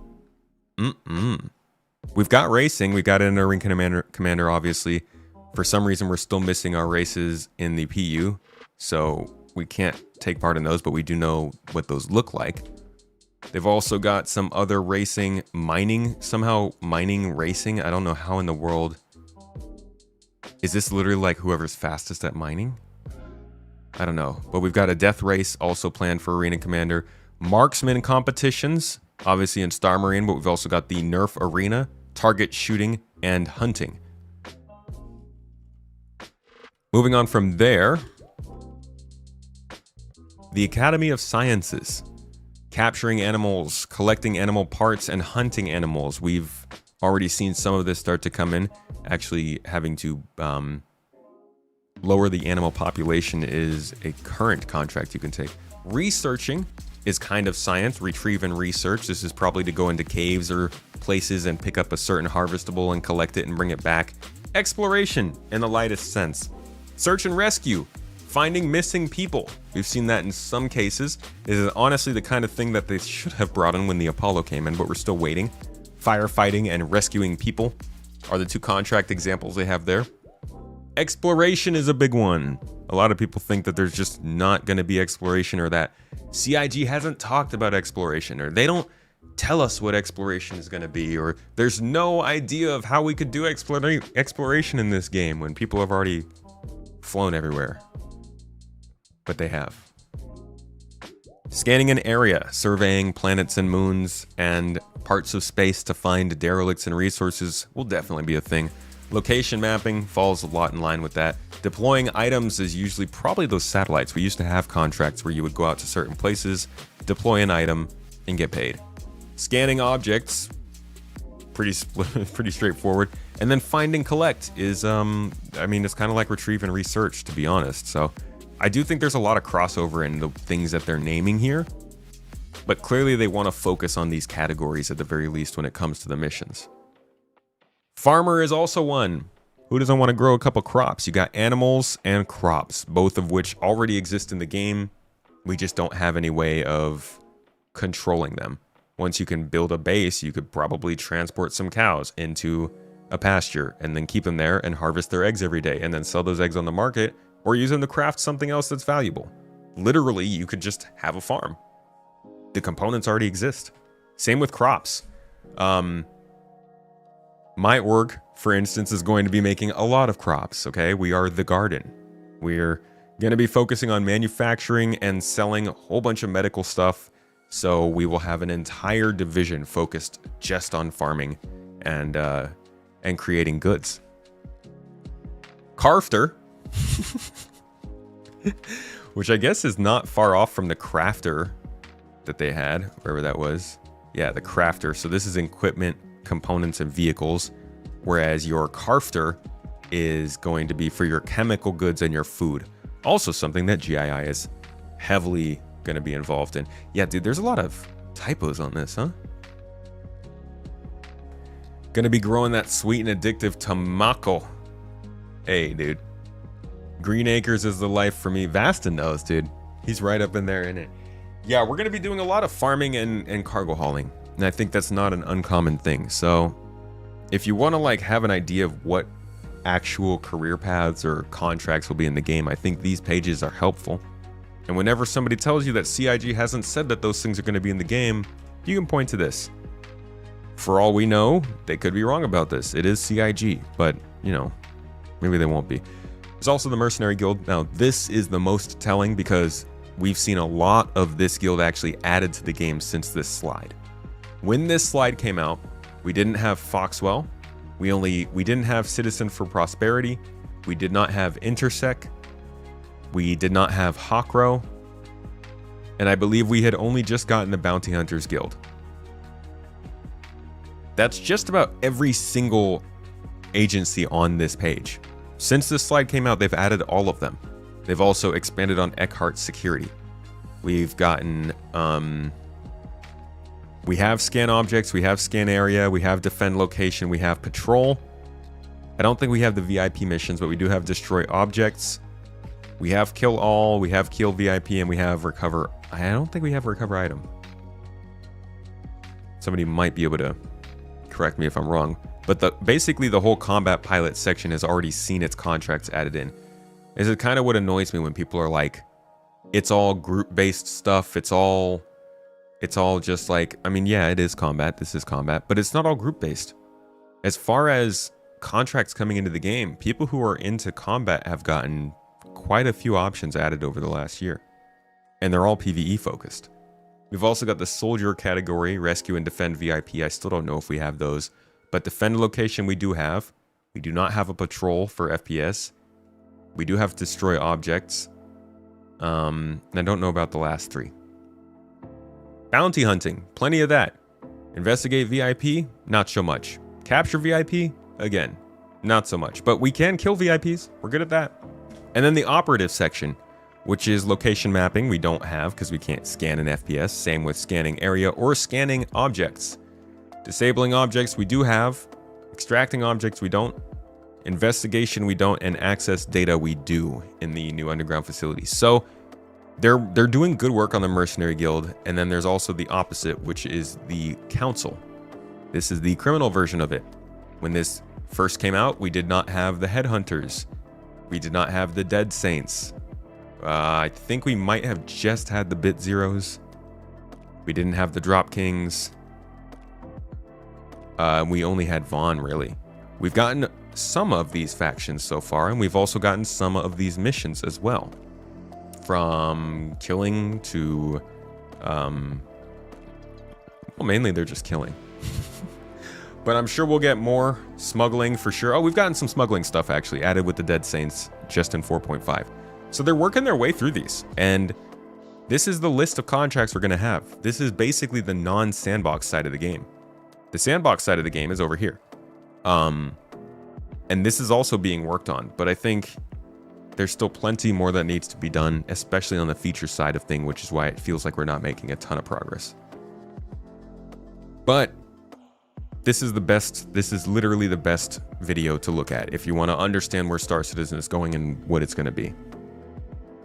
That's my rant on that topic. CIG has to name their farming tech Starfield, right? Dude. Bro. You're so smart, Galadin. Oh my gosh. Credit where credit is due. In fact, I need to... Hold on. I gotta put that one down on the list. Because I need to credit you for that one. I gotta use that in the future. Where are we? Where's the Garden Gang? Add it in. Kaladin. Got a great saying. Where are you? You're on YouTube. YouTuber. Hey, you got a Squadron 42 prediction since I'm adding you on here anyways? Just gonna add like a great quote section here.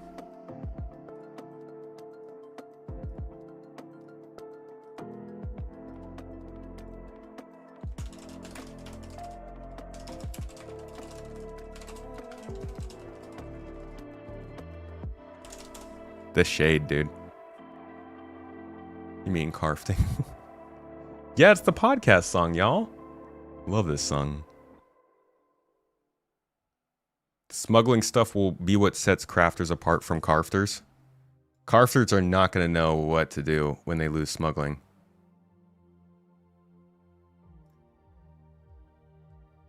You're still banking on Friday the 13th? Are you on the list? No? Okay. When is Friday the 13th? What is that, October?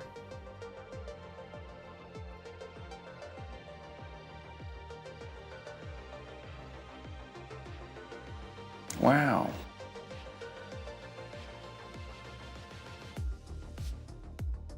Yeah, what month has Friday on the 13th, dude?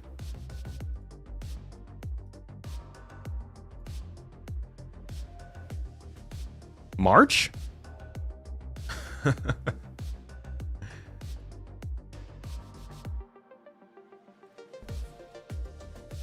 You think it'll be up before CitizenCon, Satham?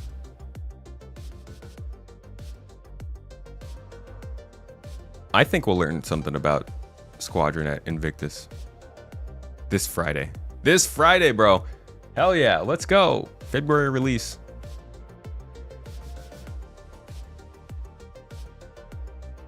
You're happy they're making progress on basic Radiant type missions, but they need to drop more narrative chains like Onyx. At this pace, there will be like 5 options at launch.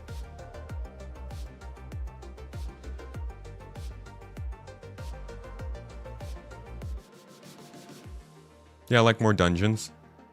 Let's see. I mean, 5 dungeons at launch? I think if they had like 3 or 4 dungeons per system at launch, maybe, which is a lot. That'd be like 15, 20. 20 dungeons at launch along with all the other like Radiant stuff, the narrative chains. Or are you grouping narrative chains in with the Onyx stuff? Yeah, so like would the QV breaker stations be included in that? The Hathor stuff? Or are you looking for something that's... Or not Hathor, rather. The Lazarus. Next week is Friday the 13th. Really? Wait, so we have 2 months in a row where we have Friday the 13th? That's pretty wild. November does. Oh, I missed that. That must be what he's talking about then.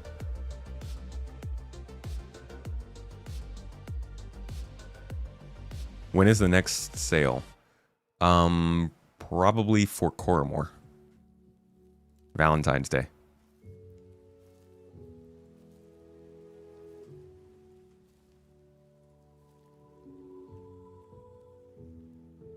We gotten this week in Star Citizen yet? No, we have not. That's weird.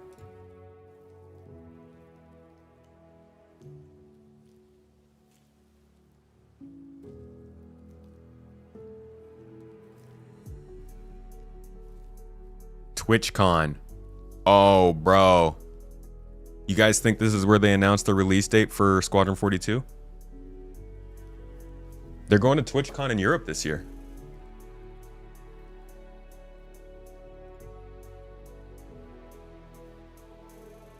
They could do something big here. They could do something big marketing-wise, because this is happening during Invictus.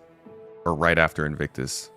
So they could announce the Squadron 42 release date during Invictus and then do a huge marketing event at TwitchCon.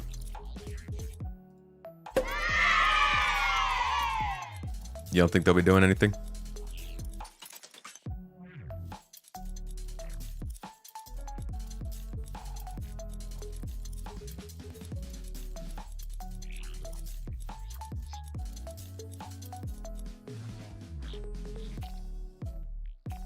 Gamescom 2026 is when it's releasing. All right, Hallinger's put in his guess. When is Gamescom? August?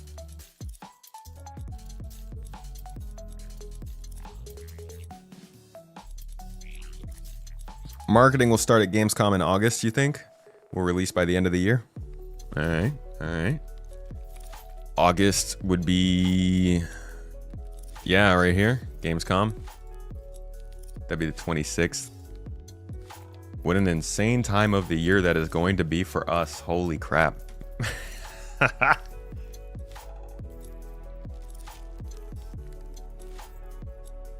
Wonder if we'll be waiting for Drake Defense Con for the Ironclad? I think so. I think we're going to see the Ironclad at Drake Defense Con. Hey! Mrs. Tomato, we've been here. We were down there. We were right there. That building. Literally right there. We actually, we had a bottle of wine together sitting right here on the edge of the water.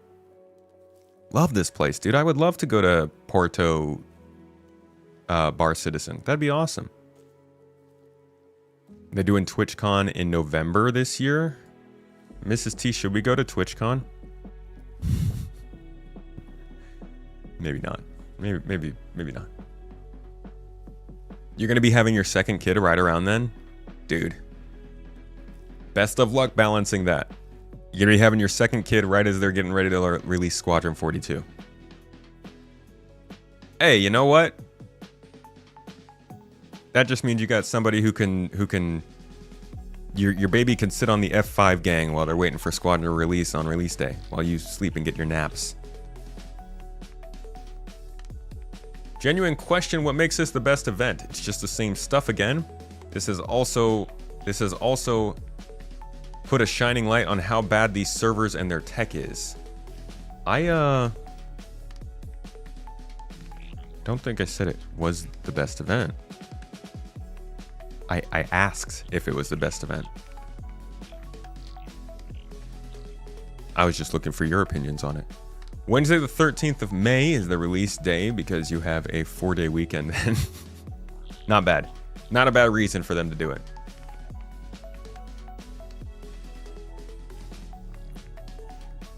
You say Squadron gets pushed to 2027 since GTA 6 got shoved to November. Oof. Honestly, 13 years of waiting. That would be terrible if they pushed it because of another game. You think that making the release date announcement at a con is about the same chance as them doing it tomorrow, unless it's Citizen Con? What if they made the release date before the con, at Invictus Week?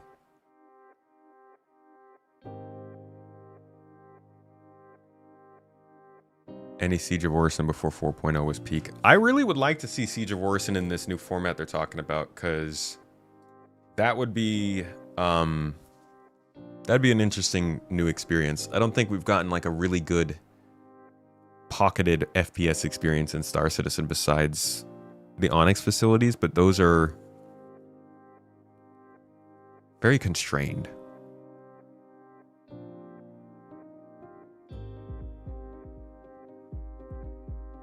Yeah, I really hope they don't delay it again. That'd be awful. You'd assume 27 since their investors are used to... What? Their investors are used, so they're not bound by that 2026 date anymore? What do you mean?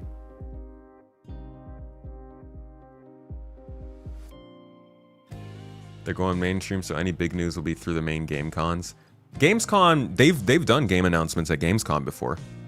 That's super possible. In fact, one of their biggest ever videos was at Gamescom. This one. The first time they ever revealed Planet Tech in 2016. Huge announcement, dude. I think they might still be willing to do it because it has a historical precedence for the company. I think they announced the original game at Gamescom as well. I don't know if they have it on video, but like Chris went out on stage at Gamescom and talked about it.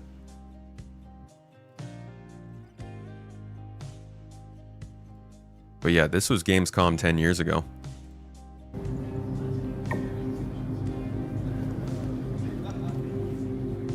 Levski too. Literally Levski 10 years ago. You don't get why people are saying that they will delay it due to GTA 6. They're very different games.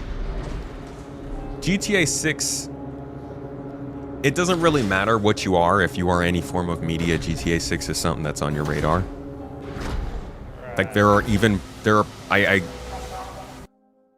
I'm gonna go out on a limb and guess that there are movie studios that are looking to not release their movie on the same week as GTA 6. And if you do, that can hurt your sales. Maybe not permanently, but for that week, it could.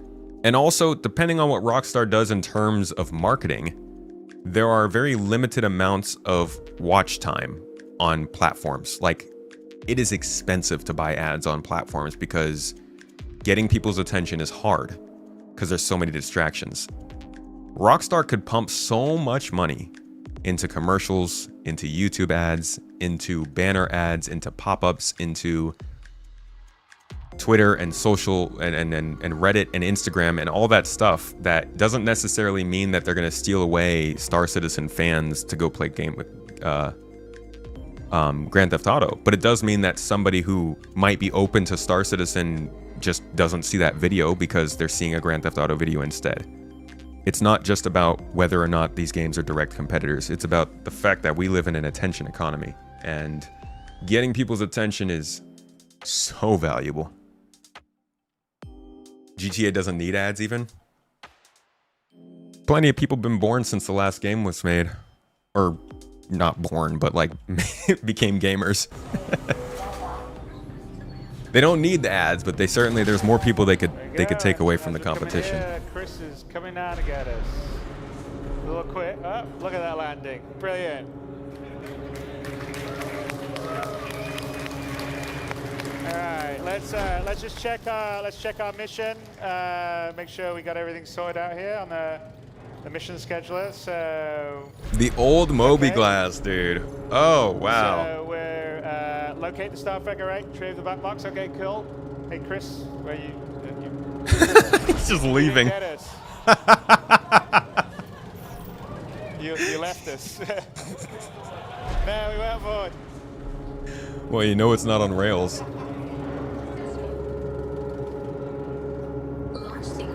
Plenty of people have been born. All right. We're just showing that it isn't on rails at all. Oh my god. Said the same thing Chris did. The old freelancer. Right, this is before the rework, right? Since we're going to be heading into unmonitored space. They had to change this turret. So get the backup. And, when they first made this turret, it hung down way low like this, so you could not load boxes into the ship. Since we're going to be heading into unmonitored space, Glenn's going to get in our back turret to make sure that in case we get attacked, we'll have all hands on deck. Jared, remember we don't want to have the second monitor down there. There you go, thank you. We'll switch to it later. Okay, so we'll pull out here.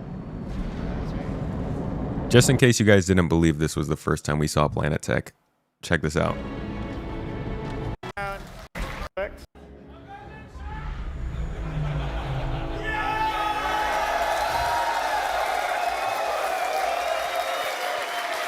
I love that first guy was so ready to just top of his freaking lungs. Yeah!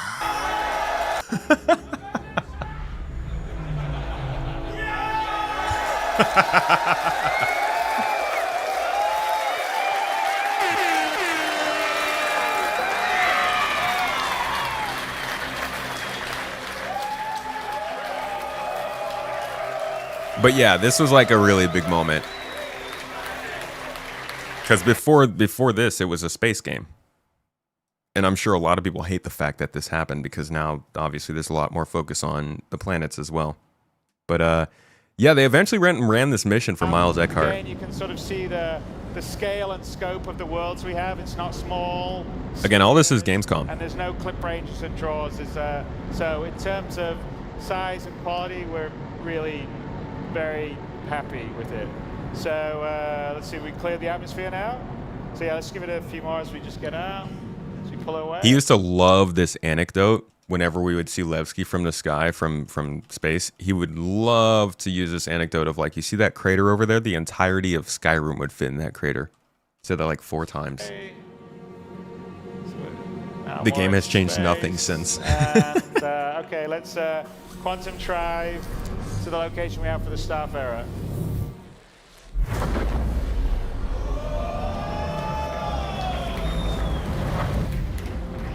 So location's one of the moon around. Can't wait for quantum travel to be smooth someday. Small asteroid field here, and that's the last known location that we're heading towards right now.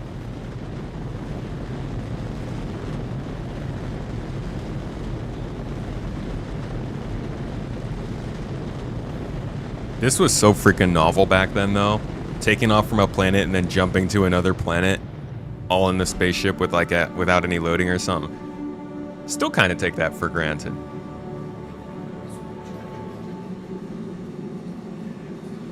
But I like these missions because this is the kind of mission that should be in Nyx. More like space-based. They kind of have them where you can go to a derelict and get a black box, but they're so boring.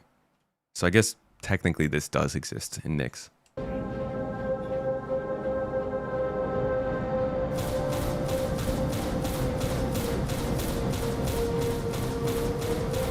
You know what we don't take a lot for granted?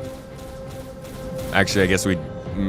I don't want to say we take for granted how good the turrets are right now because they're still not great, but holy crap. It's basically pointless to use a turret back then. Is the first year you stepped away from Fleet Week and haven't come back since? Is the game in a more playable state? You stepped back during Invictus last year? I would say the game... I think the game's more playable than Invictus last year, yeah. Okay, he said the freelancer didn't kick some ass. And by the way, I don't know if you've noticed it, but the music's been sort of changing dynamically as we've been playing. So you're actually listening to the first version of our sort of music logic system that fades in and out and depends on what's happening. It took a long time for us to get to Chris being a more of a show don't tell. I think he actually probably still is more of a tell don't show kind of guy, but we're coming so much tell don't show in these presentations. It's, not come off very well.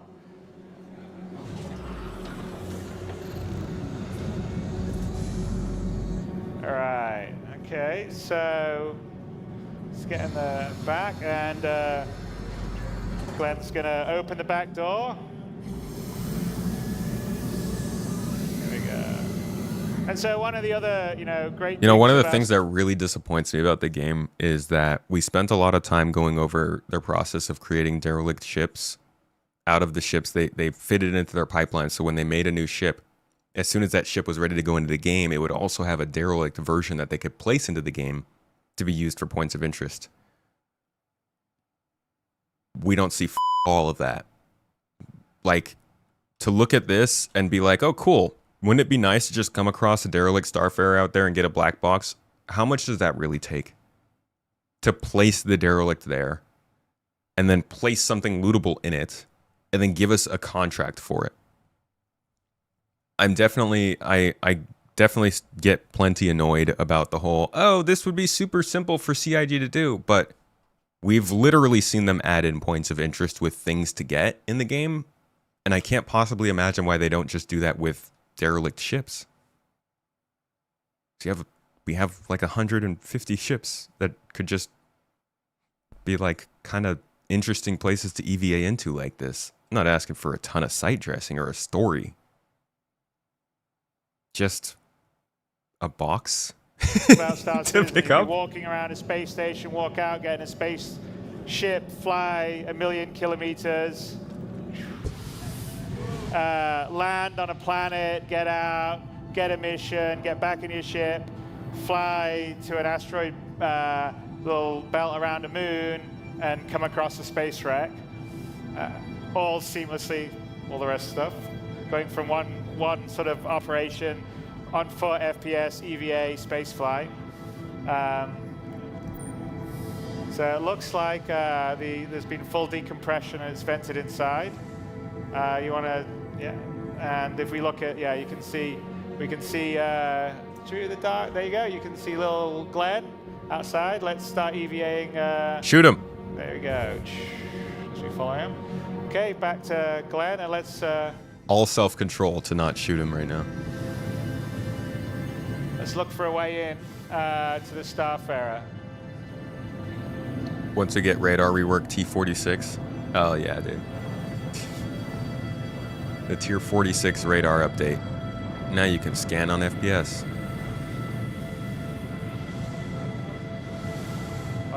some pretty catastrophic damage. So I'm just gonna go here. Yeah, it's not a retrieval mission without some combat. But like, we don't have any NPCs EVA combat. It doesn't happen. This would be so cool. I would do these missions so much.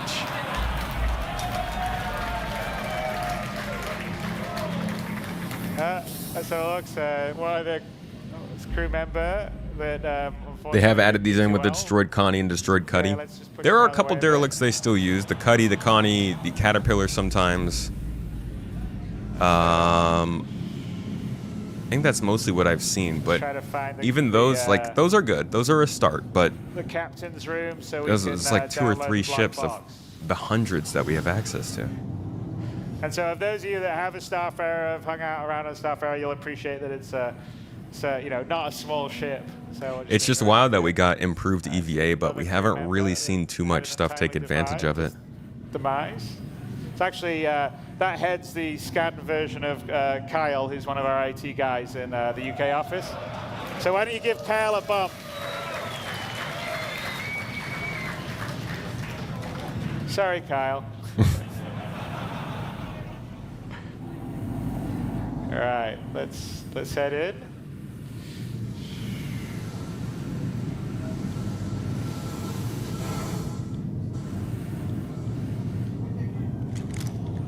All right.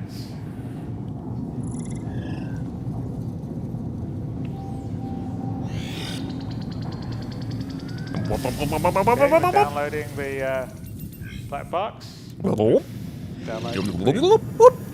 Sci-fi noises. So there we are, objective complete. We retrieved the black box. We just made 3,000 credits. Mission's now complete. Possible security job. Imagine getting 3,000 credits for a mission now. Inflation has hit us hard, brothers. All right, guys. I'm about done for the day. I got to go do some more video work and eat and things.